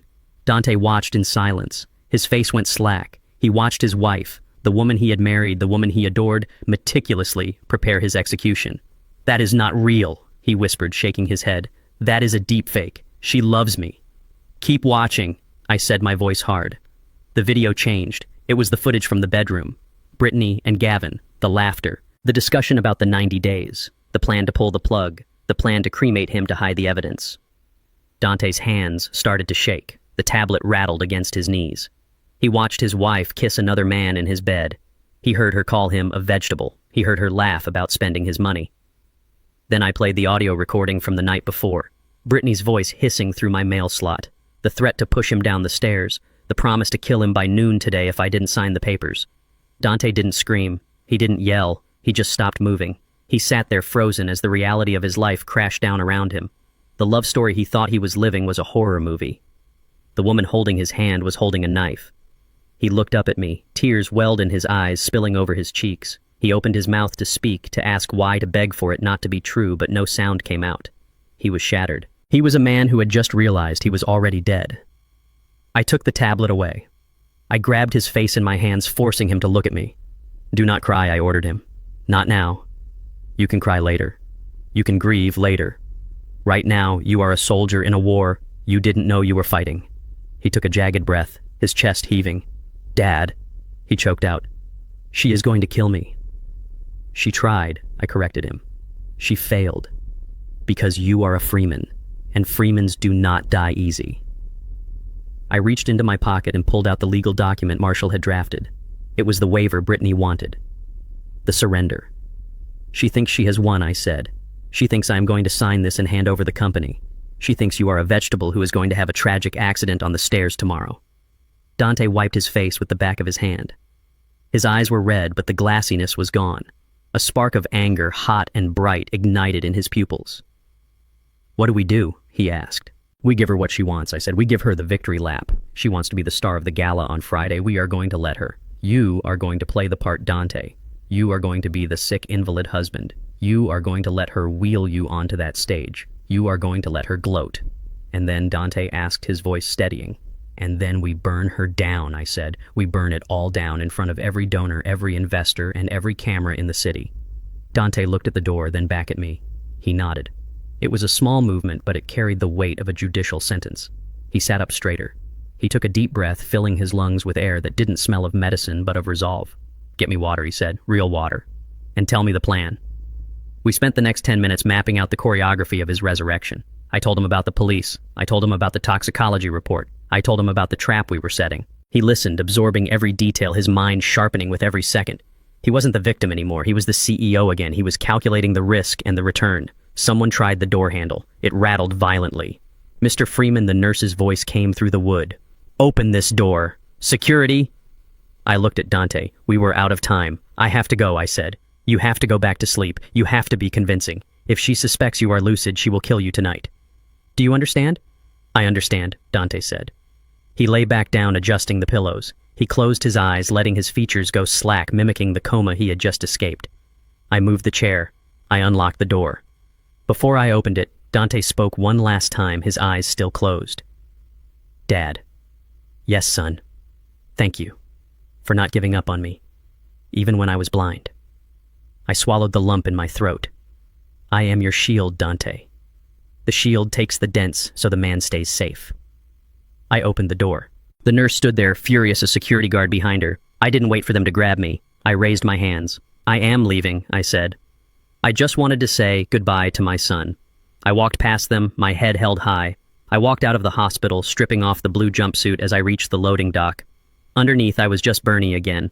But as I walked to my truck, I wasn't just an old man. I was a general who had just rallied his army. Brittany wanted a show. She wanted a tragedy. We were going to give her a masterpiece. Dante was a natural performer, but I had never seen him act for his life before. Through the hidden camera feed on my laptop, I watched my son sitting in his wheelchair in the center of his living room.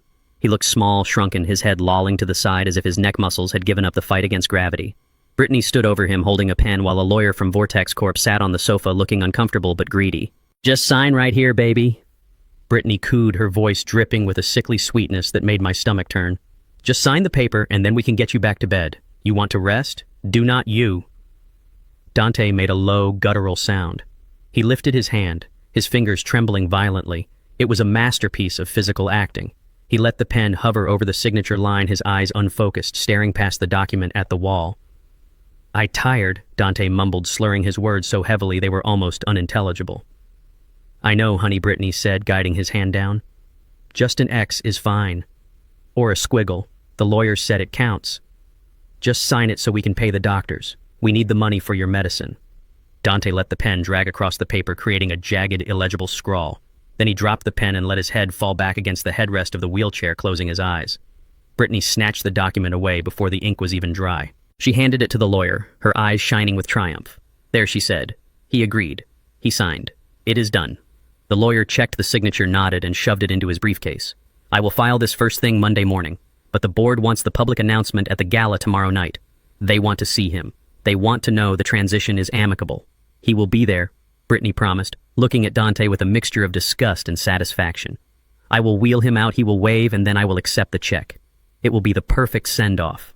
I watched as the lawyer left. As soon as the door closed, Brittany's demeanor changed. She didn't help Dante back to bed. She walked into the kitchen and poured herself a glass of wine, leaving him sitting alone in the middle of the room. "You did good, son," I whispered to the screen. "Just hold on." I closed the laptop. I had to move. The legal trap was set, but the criminal trap needed a safety net. I drove to a small diner on the outskirts of town, a place with cracked vinyl seats and coffee that tasted like battery acid. It was the kind of place cops went when they didn't want to be seen. Chief Marcus Sterling was waiting for me in the back booth. We had known each other for 40 years. We played football together in high school, and we had worked cases together when I was at the DOJ and he was a rookie beat cop. He looked tired, the lines around his eyes deep, but when he saw me, he sat up straighter. "Bernie," he said, his voice low. "You look like hell." "I feel like hell, Marcus," I said, sliding into the booth. I placed a heavy manila envelope on the table between us. Inside were the toxicology reports from my lab, the chain of custody forms for the salt and herbs, and a flash drive containing every video Malik had pulled from the cloud. "What is this?" Marcus asked. "Evidence," I said. "Attempted murder, conspiracy to commit fraud, elder abuse, and if we do not act fast, first-degree murder." Marcus opened the envelope. He scanned the mass spectrometry results. His eyebrows shot up. "Arsenic digitalis, Bernie. This is heavy stuff. This is not just a domestic dispute." "She is killing him, Marcus," I said, leaning in.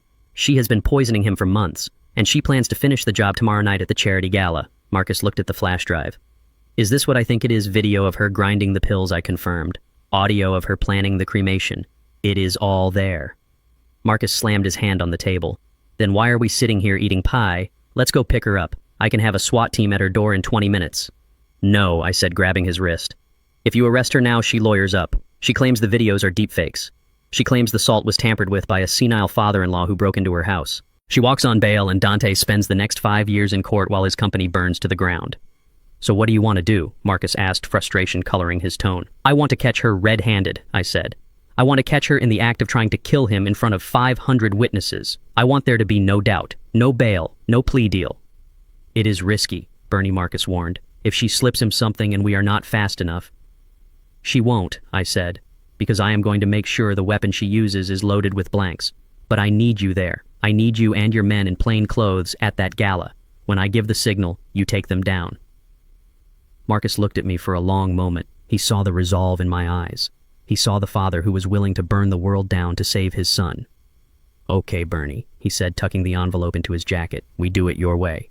But if anything goes sideways, I am kicking the doors in." I left the diner feeling a weight lift off my shoulders. I had the law on my side. Now I just needed to survive the night. I returned to my basement command center. Malik was already there, typing furiously. The screens showed the interior of Dante's house. It was night now. Brittany and Gavin were in the living room. They weren't celebrating. They were arguing. "He is too lucid," Gavin was saying, pacing back and forth. "Did you see his eyes when he signed that paper? He was tracking the pen. He wasn't tracking the wall. He is brain damaged." Brittany insisted, though she sounded unsure. "The doctor said the hypoxia was severe." "Doctors are idiots," Gavin snapped. "If he gets up on that stage tomorrow and decides to speak, if he says one word that makes sense, the deal is dead. Vortex will pull out. And we go to jail for fraud."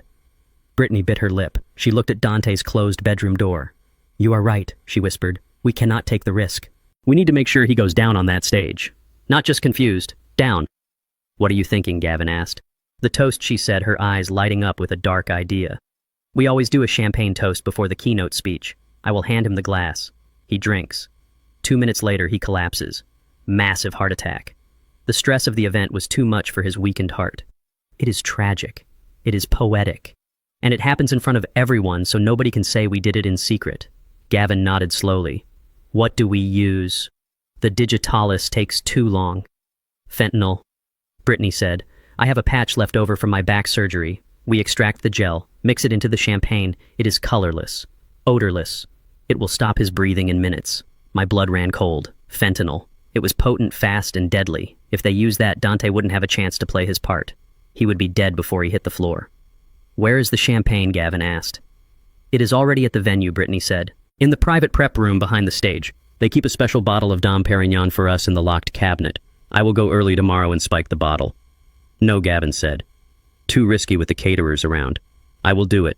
I have the security codes for the venue. I will go tonight. I will spike the specific glass we use for him. I will keep it in my jacket pocket until the toast."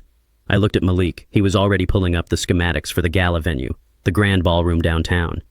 "Can you get me in?" I asked Malik. Malik grinned. "The service entrance has a biometric lock, but the loading bay uses a rolling code. I can cycle the code until it opens. But you have to be fast. Gavin is leaving the house now." I grabbed my kit bag. Inside, I had a small jar of white powder. It wasn't poison. It was powdered sugar mixed with a concentrated laxative I had synthesized myself. It was potent enough to incapacitate a horse, but it wouldn't kill anyone. It would just make them wish they were dead. I drove to the venue, parking in the alleyway. Malik was in my ear via a Bluetooth earpiece. "Okay, Mr. Bernie," Malik whispered. "Gavin is 10 minutes out. I am cycling the door code now." The heavy steel door of the loading bay rattled and then began to rise. I slipped under it before it was fully open. The venue was dark, smelling of floor wax and stale flowers. I used a small flashlight to navigate the corridors. Backstage left, Malik directed me. There is a green room with a star on the door. That is the VIP holding area. I found the room. It was unlocked. Inside there was a small wet bar. On the counter sat a silver tray with 3 crystal flutes. But that wasn't what I was looking for. Brittany had said Gavin would keep the glass in his jacket. That meant he wasn't spiking the bottle. He was bringing the poison with him. Wait, I thought. Gavin said he would do it tonight. But he also said he would keep the glass in his jacket. That meant he was coming here to prep the mixture, seal it, and take it with him. Or he was going to leave it here for tomorrow. I heard a noise at the loading dock. Heavy footsteps. He is here, Malik hissed. Hide. I looked around. There was nowhere to go except behind the heavy velvet curtains that lined the wall. I slipped behind the fabric, pressing myself against the cold cinder block. The door opened. Gavin walked in. He was wearing black, looking like a low-budget cat burglar. He pulled a small vial from his pocket and a syringe. He walked to the wet bar. He took a bottle of water from the mini-fridge and uncapped the vial. He used the syringe to extract liquid from the vial and injected it into the water bottle. He shook it. He wasn't spiking the champagne. He was spiking Dante's water, the water Dante would drink right before going on stage. Gavin placed the water bottle on the specific coaster marked Mr. Freeman. He chuckled to himself. Sleep tight, buddy, he whispered. He turned to leave. As he passed the curtains, he stopped. He sniffed the air. I held my breath. I hadn't worn cologne, but I smelled like old truck and nervousness. Gavin reached out. His hand brushed the velvet curtain inches from my face. Hello? He called out. Malik, I thought. Do something. Suddenly, the lights in the hallway flickered and a loud alarm blared. Fire alarm. Malik had hacked the building's safety system. Gavin jumped. Damn it, he muttered. He ran out of the room, heading for the exit before the fire department arrived. I stepped out from the curtain, my legs shaking. I walked over to the water bottle. It looked innocent, clear, deadly. I reached into my bag and pulled out an identical bottle of water I had brought just in case. I poured my sugar and laxative mixture into it and shook it until it dissolved. I swapped the bottles. I took the poisoned water and put it in my bag. I had the murder weapon. And now the trap was armed. But I wasn't done. I looked at the mini-fridge. There was a bottle of expensive scotch sitting on top. Gavin's favorite brand. I knew he would need a drink before the big event tomorrow. He was nervous. I took the vial of laxative powder I had left. I poured a generous amount into the scotch bottle. If you want to play dirty, Gavin, I whispered, screwing the cap back on. Let's play dirty. I slipped out of the venue just as the fire trucks were pulling up. I drove home with the poisoned water on the seat beside me. The stage was set. The players were ready. Tomorrow my son was going to die on stage, and then he was going to rise from the dead and bring the roof down on their heads. The grand ballroom of the Plaza Hotel was a sea of black ties and diamond necklaces, a glittering monument to corporate excess. I watched from the shadows of the velvet-draped entryway, a ghost haunting the very party designed to celebrate his son's demise. The air smelled of expensive perfume lilies and the distinct metallic tang of treachery. Brittany had outdone herself. She was wearing a blood-red gown that clung to her body like a second skin, the fabric shimmering under the stage lights. She looked like a queen, or perhaps more accurately, an executioner who had dressed up for the occasion. She was standing center stage, bathing in the applause of the city's elite, the board members, and the vultures from Vortex Corp, who were waiting in the wings to pick the meat off my son's bones. And there was Dante. My son. The man who had run triathlons. The man who had built a billion-dollar company from a laptop in a garage. He was slumped in a wheelchair next to her, his head lolling to one side, his hands resting limply in his lap. He looked small, broken.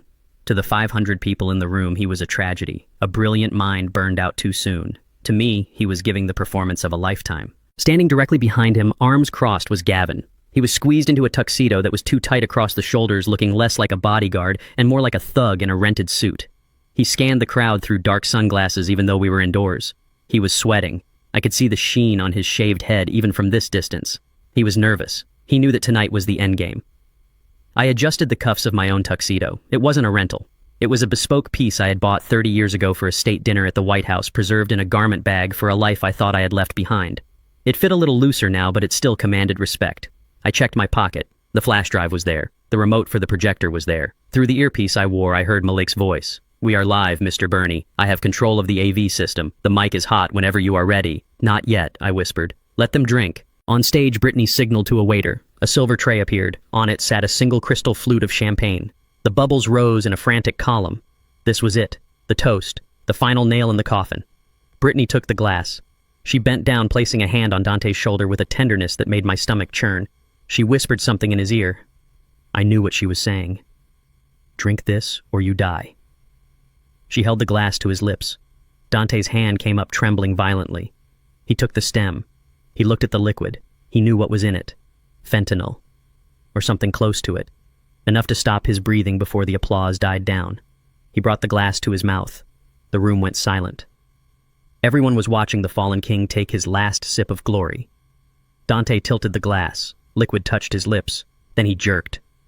A violent spasmodic cough racked his body. He doubled over the champagne sloshing out of the glass and onto the floor. He brought a white handkerchief to his mouth, hacking loudly, his shoulders heaving. "Oh, poor baby," Brittany cooed into the microphone, her voice amplified to the rafters. "He is having trouble swallowing. It is the dysphagia." She patted his back, but her eyes were furious. She glared at him, her nails digging into his shoulder. Dante pulled the handkerchief away from his mouth and crumpled it into a ball in his fist. He hadn't swallowed a drop. He had spit it all into the linen. He slumped back into the chair, letting his head drop, playing the part of the exhausted invalid perfectly. Brittany forced a smile at the crowd. "We will just let him rest a moment before the signing." She turned to Gavin and jerked her head toward the wings. She was telling him to get the backup plan ready. Or maybe she was just telling him to calm down. Gavin looked rattled. He needed a drink. I saw him step back into the shadows of the curtain, reaching into his jacket pocket. But he didn't pull out a flask. He walked over to the small VIP table set up at the side of the stage reserved for the family. There was a bottle of scotch sitting there. Macallan 18. His brand. I smiled in the darkness. I had been there 2 hours ago. Gavin poured himself a generous tumbler. He downed it in one gulp, wincing as the burn hit his throat. He poured another. He didn't know that the burn wasn't just alcohol. It was the concentrated laxative solution I had synthesized in my basement. It was a chemical time bomb, and the fuse was short. 10 minutes, I thought. You have 10 minutes, Gavin, before you wish you were dead. The time for waiting was over. Brittany was moving to the podium. She was about to give her speech. She was about to sign away my son's legacy. I stepped out of the shadows and walked toward the main entrance of the ballroom. 2 large security guards in black suits stepped in front of me, blocking the path. They looked at my white hair, my cane, and they saw an old man who had wandered away from the nursing home. "Invitation only." "Sir," the guard on the left said, crossing his massive arms. I didn't stop walking. I didn't even slow down.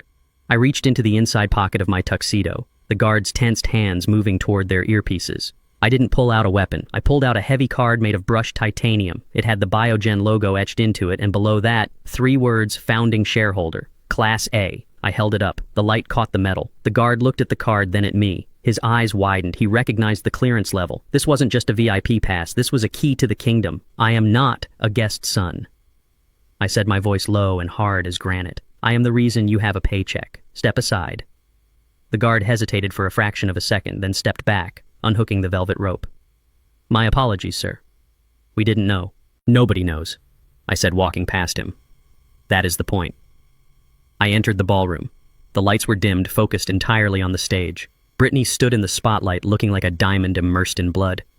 "Thank you all for coming," she said, her voice trembling with practiced emotion. "This has been the hardest year of my life. Watching my husband, my soulmate, fade away has been a tragedy I wouldn't wish on anyone." I walked down the center aisle. My cane tapped a rhythmic beat on the hardwood floor.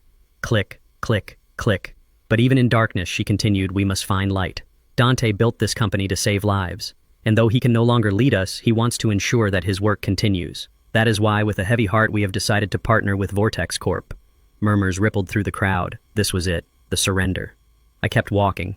People started to turn. They saw a tall black man in a tuxedo walking with the purpose of a locomotive. They saw the look on my face. It wasn't the look of a guest. It was the look of a judge walking into a sentencing hearing. Brittany saw the movement in the crowd. She squinted against the glare of the spotlight. When she saw me, her words faltered. She stopped mid-sentence. Her mouth opened slightly. She looked like she was seeing a ghost. I reached the stairs at the side of the stage. Gavin saw me, too. He took a step forward to intercept me, but suddenly he doubled over, clutching his stomach. His face turned a sickly shade of green. The Macallan was working. He groaned a low animal sound and stumbled backward, grabbing the curtain for support. I walked up the stairs. The sound of my shoes on the stage floor echoed through the microphone system. Brittany backed away, clutching the podium as if it were a life raft. "What are you doing here?" she hissed, forgetting to cover the mic. "You are supposed to be gone. You have a restraining order." I ignored her. I walked straight to Dante. I put a hand on his shoulder. He looked up at me. He didn't break character, but I saw the fire in his eyes. He was ready. I turned to the podium. Brittany tried to block me, but I stepped into her space, towering over her. "Excuse me, my dear," I said, my voice projecting clearly to the back of the room without even needing the amplification. "But I believe you are sitting in my chair." I reached out and took the microphone from her hand. She was too stunned to resist. She stood there paralyzed by the sheer audacity of my presence. I looked out at the sea of faces, the investors, the board members, the press. "Good evening," I said. "My name is Bernard Freeman. Most of you know me as the old man who drives a truck and brings his son lunch, but some of you, the ones who read the fine print, know me as the founding shareholder of this company." A gasp went through the room. Cameras started flashing. "I am sorry to interrupt this touching performance," I continued, gesturing to Brittany. "But before my son signs away his life's work, and before my daughter-in-law collects her $10 million payout, I wanted to give her a gift." Brittany lunged for me. "Give me that security, get him off the stage." I sidestepped her easily. She stumbled, her high heels slipping on the polished floor. "It is a retirement gift, Brittany," I said into the mic, "because after tonight you are going to be retired, permanently." I reached into my pocket and pulled out the remote control for the projector. "You wanted a show?" "Brittany," I asked, my thumb hovering over the play button, "you wanted everyone to look at you? Well, smile. You are on camera." I pressed the button. The massive screen behind us, which had been displaying the company logo, flickered and changed. The image that appeared wasn't a corporate slide. It was a high-definition video of a kitchen. And the horror on Brittany's face was the first honest thing she had shown the world in years. The image on the screen was massive and unforgiving. It was projected 20 feet high, illuminating the darkened ballroom with the cold blue light of surveillance footage. The logo of Biogen vanished, replaced by the time-stamped video from Dante's kitchen. The room went deathly silent, the kind of silence that feels heavy enough to crush your lungs. Brittany stood frozen near the podium, her mouth slightly open, her hand still reaching for the microphone I held. She stared up at herself on the screen. The audio boomed through the high-end speakers, crisp and undeniable. It was the sound of a mortar and pestle grinding against stone. It was a rhythmic scraping noise that echoed off the vaulted ceiling. On screen, Brittany was in her silk robe, methodically crushing the white pills. Her face was calm, focused, the face of a woman preparing a meal, not a murder weapon. The audience watched as she tipped the powder into the blender. They watched the pink smoothie froth and swirl. They watched her turn to the camera, to my son, and smile that loving, poisonous smile. "Here you go, baby," her voice thundered through the ballroom.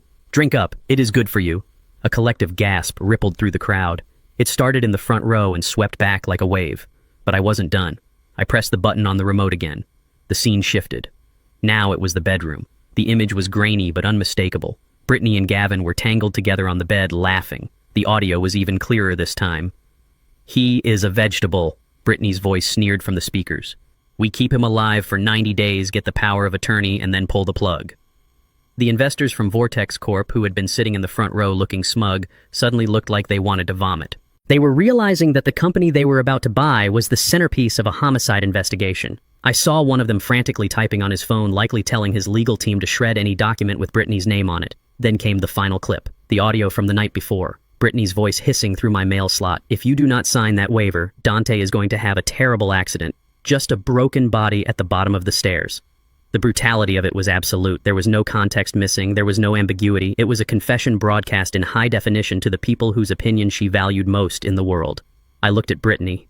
Her face had drained of all color. She looked like a statue made of ash. She turned to the crowd, her hands trembling, her eyes wide with terror. She saw the disgust on their faces. She saw the judgment. Her perfect world, her carefully curated image of the grieving, capable wife had been incinerated in less than 60 seconds. The silence broke. It shattered into 1,000 voices of outrage. People were standing up, pointing, shouting. Someone near the back screamed, "Murderer." The word hung in the air, sharp and accusing. The board members were on their feet, looking at each other in panic. This wasn't just a scandal. This was a corporate death sentence. The stock price was probably plummeting in after-hours trading as the news hit social media. Phones were out everywhere, recording the screen, recording Brittany, broadcasting her shame to the world in real time. Brittany snapped. The shock wore off, replaced by the feral desperation of a trapped animal. She looked at me, her eyes burning with hatred. She didn't see a father defending his son. She saw the man who had ruined her. She let out a scream that was more animal than human, a high-pitched shriek of denial. "Turn it off," she yelled, lunging toward the AV console on the side of the stage. "That is not real. That is a lie." She grabbed the podium, shaking it violently. "Listen to me," she screamed at the crowd, her voice cracking. "This is fake. It is a deep fake. He made it up. He is a hacker. He is trying to frame me." She looked wild, her hair coming loose from its pins, her face twisted and ugly. She pointed a shaking finger at me. "He is senile. He is crazy. Technology can do anything these days. That is not my voice. That is AI. You have to believe me." But nobody believed her. Deepfakes do not capture the glint of cruelty in the eyes. They do not capture the casual way a wife discusses cremating her husband to hide the evidence. The audience recoiled from her. They saw her desperation not as innocence, but as guilt trying to claw its way out of a grave.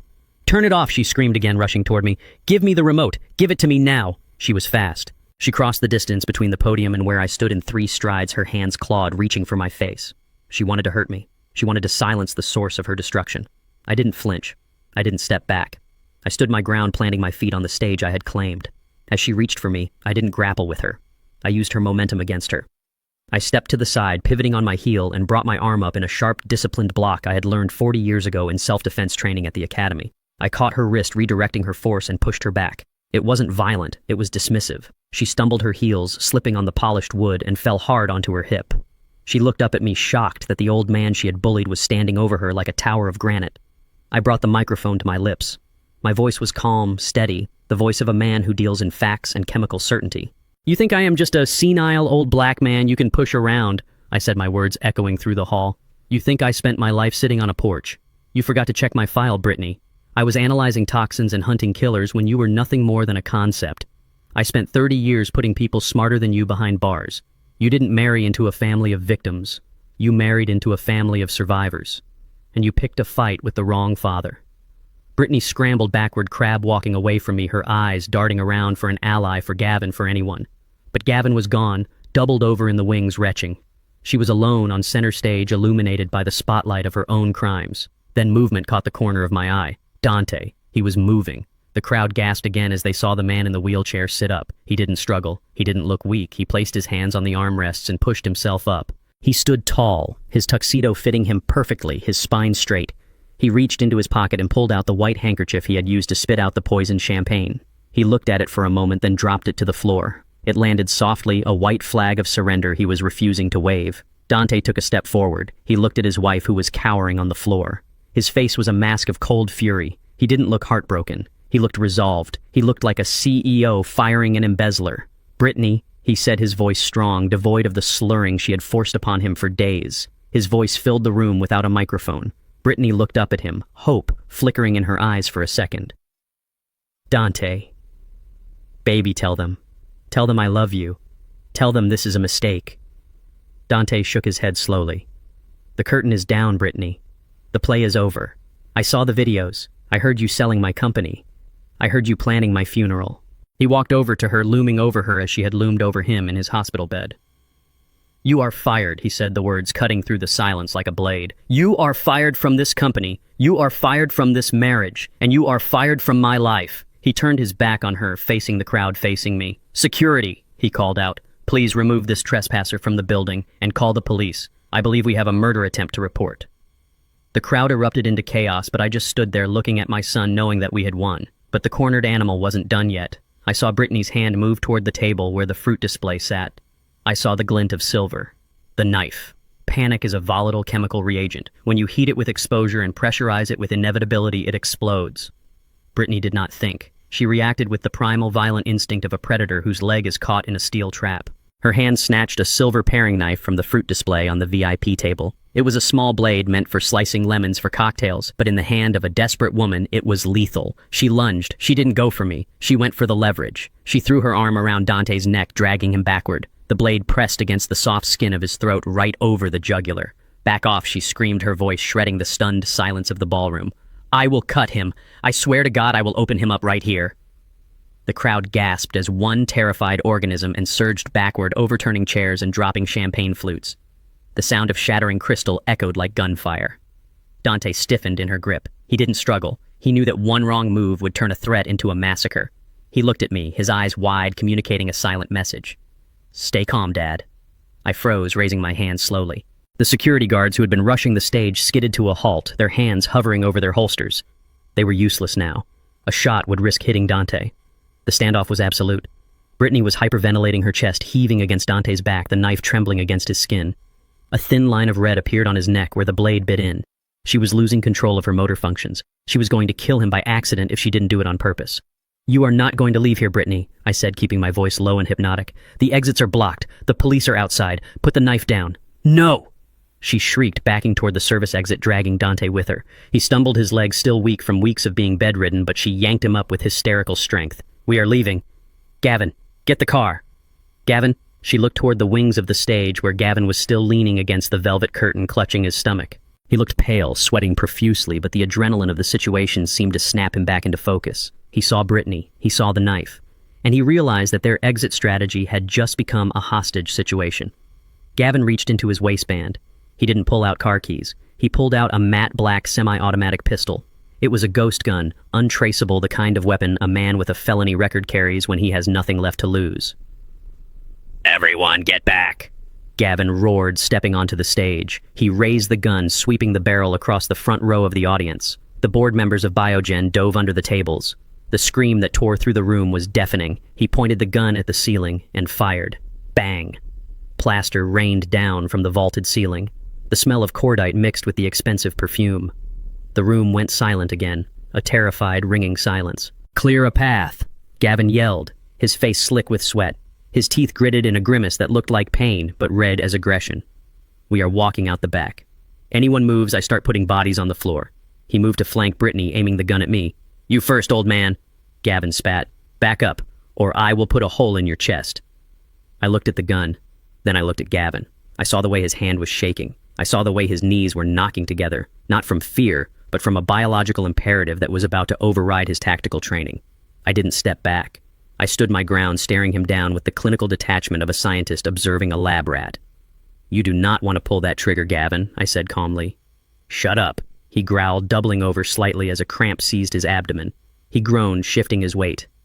"You are not feeling well, are you, son?" I asked, pitching my voice so the room could hear. "Your stomach feels like it is tied in knots. You are starting to feel cold. You are sweating, but you are shivering." Gavin's eyes widened behind his sunglasses. "How do you know that?" "Because I am a toxicologist," I said. "And I know exactly what you drank backstage. You thought you were drinking your Macallan 18 to calm your nerves, but you were drinking a cocktail I prepared for you." Brittany looked at Gavin, confusion warring with panic. "Gavin, what is he talking about?" "Shoot him, he cannot shoot me, Brittany," I said, never taking my eyes off the gunman, "because right now he is fighting a losing battle with his own physiology." "That was not scotch, Gavin. That was a concentrated solution of magnesium citrate and a synthetic purgative usually used for large livestock." Gavin's face turned a shade of gray I had rarely seen on a living human. He clutched his stomach with his free hand, the gun wavering. "You poisoned me," he wheezed. "No," I said. "Poison kills you. I just gave you something to help you clear your conscience. And your bowels. It is fast-acting. And judging by the color of your skin, you have about 10 seconds before you lose total control of your bodily functions in front of the 500 most important people in the city." The crowd watched, morbidly fascinated. Gavin let out a guttural sound, a mixture of a roar and a whimper. His body convulsed. He tried to straighten up to reassert his dominance, but biology is a cruel mistress.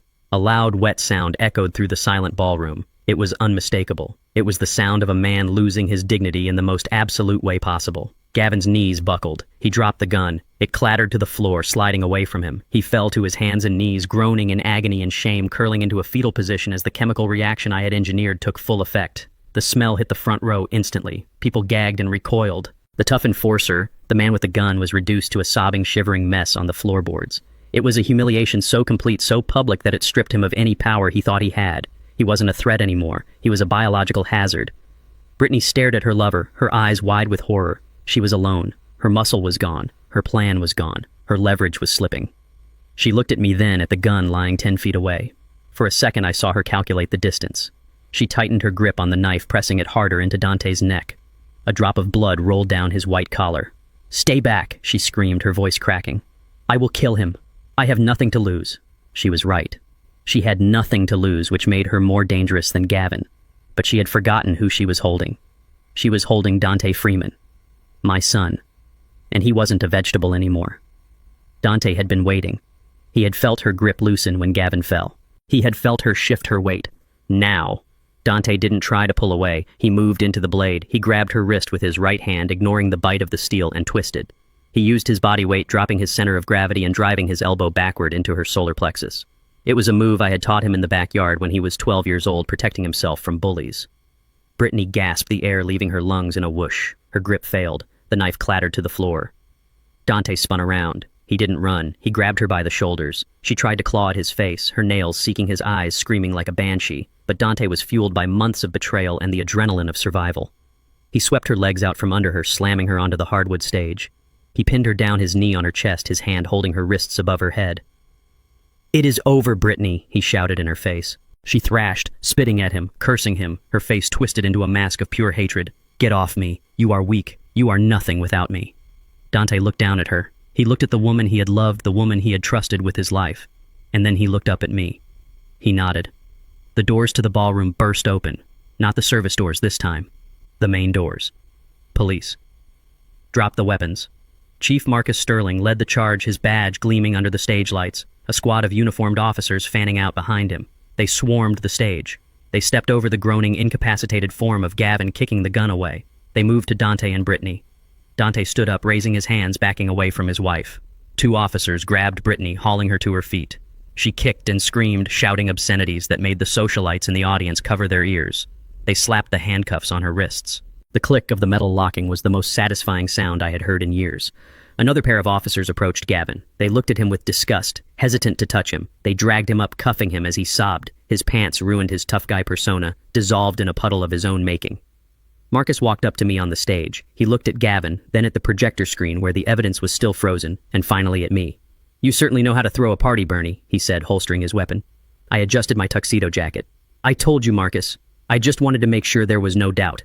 Marcus signaled to his men, "Get them out of here, and call a hazmat team for the guy on the floor." As they dragged Brittany away, she locked eyes with me. She didn't look sorry. She looked like she was already planning her next move. But it didn't matter. I had the evidence, I had the witnesses, and I had my son back. Dante walked over to me. He had a cut on his neck and a bruise forming on his cheek, but he stood tall. He looked at the crowd, who were now breaking into a tentative, stunned applause. He ignored them. He hugged me. He held on tight, shaking the adrenaline, finally crashing into exhaustion. "We did it, Dad," he whispered. "We did it, son," I said, patting his back. "Now let's go home. I think we have had enough excitement for one lifetime." But as we walked off the stage, leaving the chaos behind us, I knew the night wasn't quite over. There was one last loose end to tie up. The money. Brittany had been so focused on the $10 million insurance policy that she had forgotten to check the accounts she thought she controlled. She didn't know that while she was playing checkers, I had been playing three-dimensional chess with her finances, and the checkmate was waiting for her at the police station. The interrogation room smelled of stale coffee and the sour sweat of desperation. I stood on the other side of the one-way mirror watching Brittany unravel. She wasn't the poised, ruthless socialite anymore. She was a cornered animal. She sat at the metal table, her mascara running down her cheeks in black rivulets, her hands cuffed to the bar. Across from her sat Chief Marcus Sterling, looking like a granite wall she was trying to talk her way through. It was Gavin. Brittany sobbed, her voice hitching hysterically. "He forced me to do it. He said he would kill me if I didn't help him. He is a monster. He has a gun. You saw the gun. I was a hostage in my own home." Marcus didn't blink. He just tapped his pen on the file in front of him. A hostage who mixed poison into her husband's smoothies every morning for 3 months. A hostage who hired a forger to fake medical records. "He made me," she shrieked, slamming her cuffed hands on the table. "He threatened Dante. He said he would hurt him if I didn't comply. I was trying to save my husband. I am a victim here." I couldn't listen to any more lies. I pushed open the heavy steel door and walked into the room. Brittany froze. Her eyes darted from Marcus to me. She straightened up, wiping her nose on her shoulder, trying to regain some shred of dignity, but it was gone. "Save him?" I asked, my voice low and dangerous, closing the door behind me. "You were trying to save him by selling his company to his competitors for pennies on the dollar." She glared at me, her lip curling. "You do not know anything, old man. You are just a sad, lonely retiree who broke the law to frame me. My lawyers will have this whole case thrown out. Gavin is the criminal here. I am the wife." I tossed a thick folder onto the table. It landed with a heavy, condemning thud. It was the financial dossier Malik had compiled. The paper trail of her greed. "Victims do not open shell companies in the Cayman Islands," Brittany Witter said. She stared at the folder. Her confidence faltered. "What is that?" "That is the money trail," I said. "You thought you were clever using Bitcoin and shell corps to siphon money out of Biogen accounts. You thought hiding the transfers as consulting fees would bypass the auditors. But you forgot one thing. I have been tracking money laundering since the 80s, and I have a friend who can see through digital walls." I opened the folder. I pulled out a spreadsheet marked with red highlighter. $2 million, I read aloud. "Transferred from Biogen's operating capital to an account in the Caymans listed under BF Holdings." BF. Brittany Freeman. You didn't even try to hide the initials. She went pale, the blood draining from her face. That is Dante's money. He told me to move it. He wanted to diversify. Dante didn't tell you to do anything, I snapped. Look at the dates. The first transfer was 6 months ago, before Gavin, before the poison. You were stealing from him long before you decided to kill him. This wasn't coercion.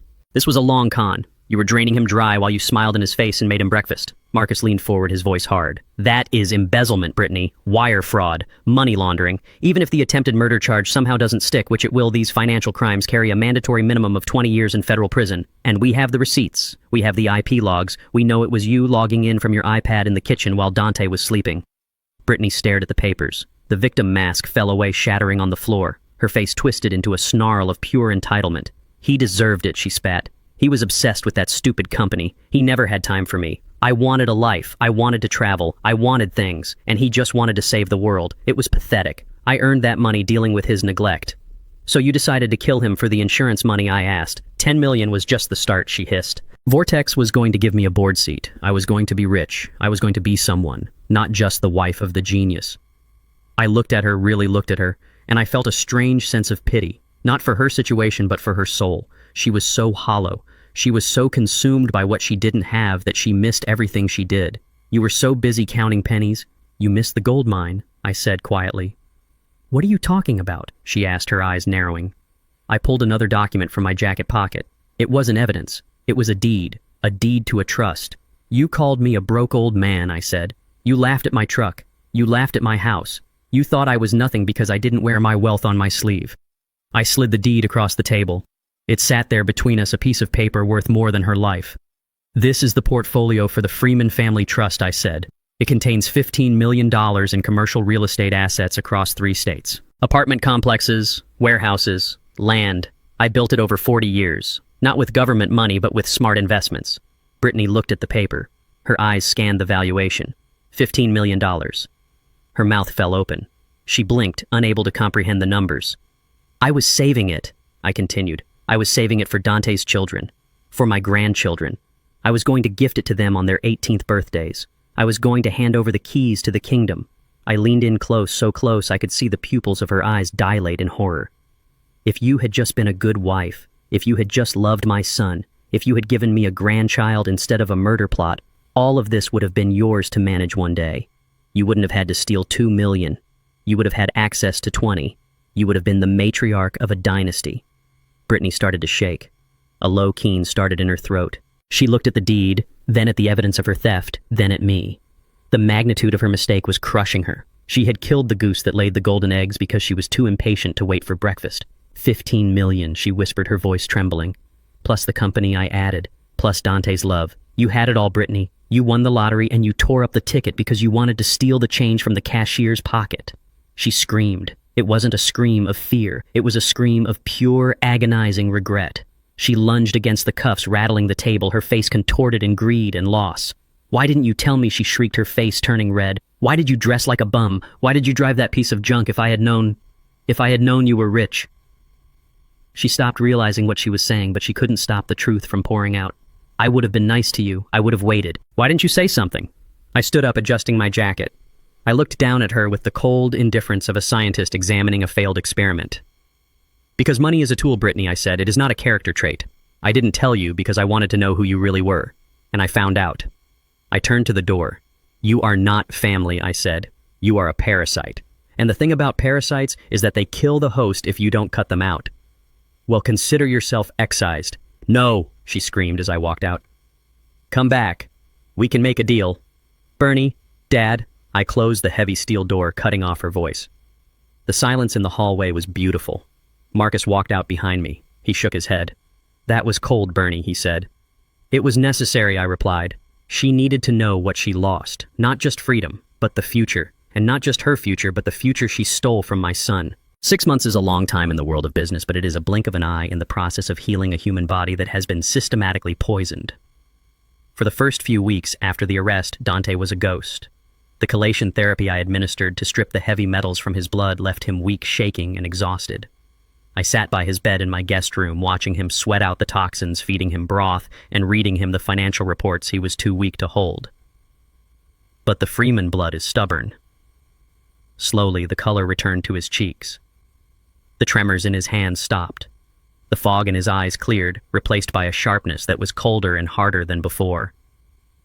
When he finally walked back into Biogen headquarters, he didn't use a cane. He walked in with the stride of a man who had stared into the abyss and climbed his way back out. I walked a step behind him, not as a shareholder, but as his father. The first order of business wasn't innovation, it was sanitation. Dante called an all-hands meeting in the main atrium. He stood on the mezzanine looking down at the sea of faces, some loyal, some treacherous. He didn't shout, he didn't make a speech about unity, he simply read a list of names. The CFO who had authorized Brittany's wire transfers, the VP of operations who had been meeting secretly with Vortex Corp, the executive assistant who had blocked my calls to the office. "Pack your desks," Dante said, his voice echoing off the glass walls. "Security will escort you out. You have 10 minutes. It was a bloodbath, but it was necessary. He purged the infection from his company with the same ruthlessness I had used to purge the poison from his veins. He canceled the sale to Vortex. He sued them for corporate espionage. He reclaimed his life piece by piece, signature by signature. Watching him work, I realized that the boy I had raised was gone. In his place was a man who understood that trust is a currency you cannot afford to spend recklessly. He was safer now, not because the threat was gone, but because he finally understood the nature of the world. We didn't celebrate with champagne or gala dinners. We celebrated with silence. On a Tuesday morning, when the mist was still clinging to the surface of the water, we drove out to Lake Pontchartrain. We hadn't been fishing together in 10 years. Brittany had hated it. She said it was dirty, boring, and smelled like old men. She had slowly stripped away all the things Dante loved, replacing them with yoga retreats and networking brunches. But Brittany was in a federal holding cell awaiting trial, and we were sitting on the end of a weathered wooden dock holding rods that had been gathering dust in my garage. The air was cool and smelled of salt and pine. The only sound was the rhythmic click of the reels and the gentle lapping of the water against the pilings. We didn't talk for the first hour. We just cast our lines, watching the bobbers dance on the gray ripples. It was a comfortable silence, the kind that only exists between two men who have seen the worst of each other and come out the other side. I watched Dante out of the corner of my eye. He looked peaceful. The tension that had lived in his shoulders for years was gone. He wasn't checking his phone. He wasn't worrying about stock prices. He was just watching the water. He reeled in his line, checking the bait. A small silver fish wriggled on the hook. He unhooked it gently and tossed it back. "She hated this," he said quietly, wiping his hands on his jeans. "I know," I said. "She hated everything I was." Dante continued, looking out at the horizon. "She didn't love me, Dad. She loved the idea of me. She loved the title. She loved the access. I was just a prop in her movie. It is hard to see the frame when you are inside the picture, son," I said. "But you saw it," he said, turning to look at me. "You saw it from day one. You tried to warn me. And I cut you off. I treated you like a burden. I let her kick you out of the hospital." He put his rod down on the dock and buried his face in his hands. His shoulders shook. "I am so sorry, Dad." He choked out, his voice thick with shame. "I was so blind. I almost let her kill me, and I treated you like the enemy. I don't know how you can even look at me." I set my rod down and moved closer to him. I put my arm around his shoulders, pulling him into a hug. He leaned into me, weeping openly, releasing the grief and the guilt he had been carrying since he woke up in that hospital bed. "Listen to me, Dante," I said, my voice firm. "You do not apologize for being human. You do not apologize for loving someone and trusting them. That is not a weakness. That is what makes you a good man. Her betrayal is her sin, not yours." "But I hurt you," he whispered. "I am your father," I said. "I am the shield. Do you know what a shield does?" He shook his head, wiping his eyes. "A shield takes the blows," I said. "It gets scratched. It gets dented. It gets beaten until the metal is screaming. That is its job. It takes the hit so the man behind it stays safe. It doesn't complain about the dents. It doesn't ask for an apology from the soldier it protects. It just holds the line." I squeezed his shoulder. "I took the hits, son. I took the insults. I took the restraining order. And I would do it again 1,000 times. Because look at you. You are alive. You are breathing. You are sitting here fishing with me. That means the shield worked. That means I did my job." Dante looked at me, his eyes red but clear. He took a deep breath, filling his lungs with the clean air. "You saved my life," he said. "We saved each other," I corrected him. "Now pick up that rod. I think I saw a bass jump near the reeds, and I am not going home until we catch dinner." We stayed until the sun began to dip below the tree line, painting the sky in shades of purple and gold. We didn't catch the big one, but we caught enough. As we packed up the gear, Dante looked lighter. The shadows that had haunted his face for months were gone. He was ready to live again. I dropped him off at his house. It was a new house.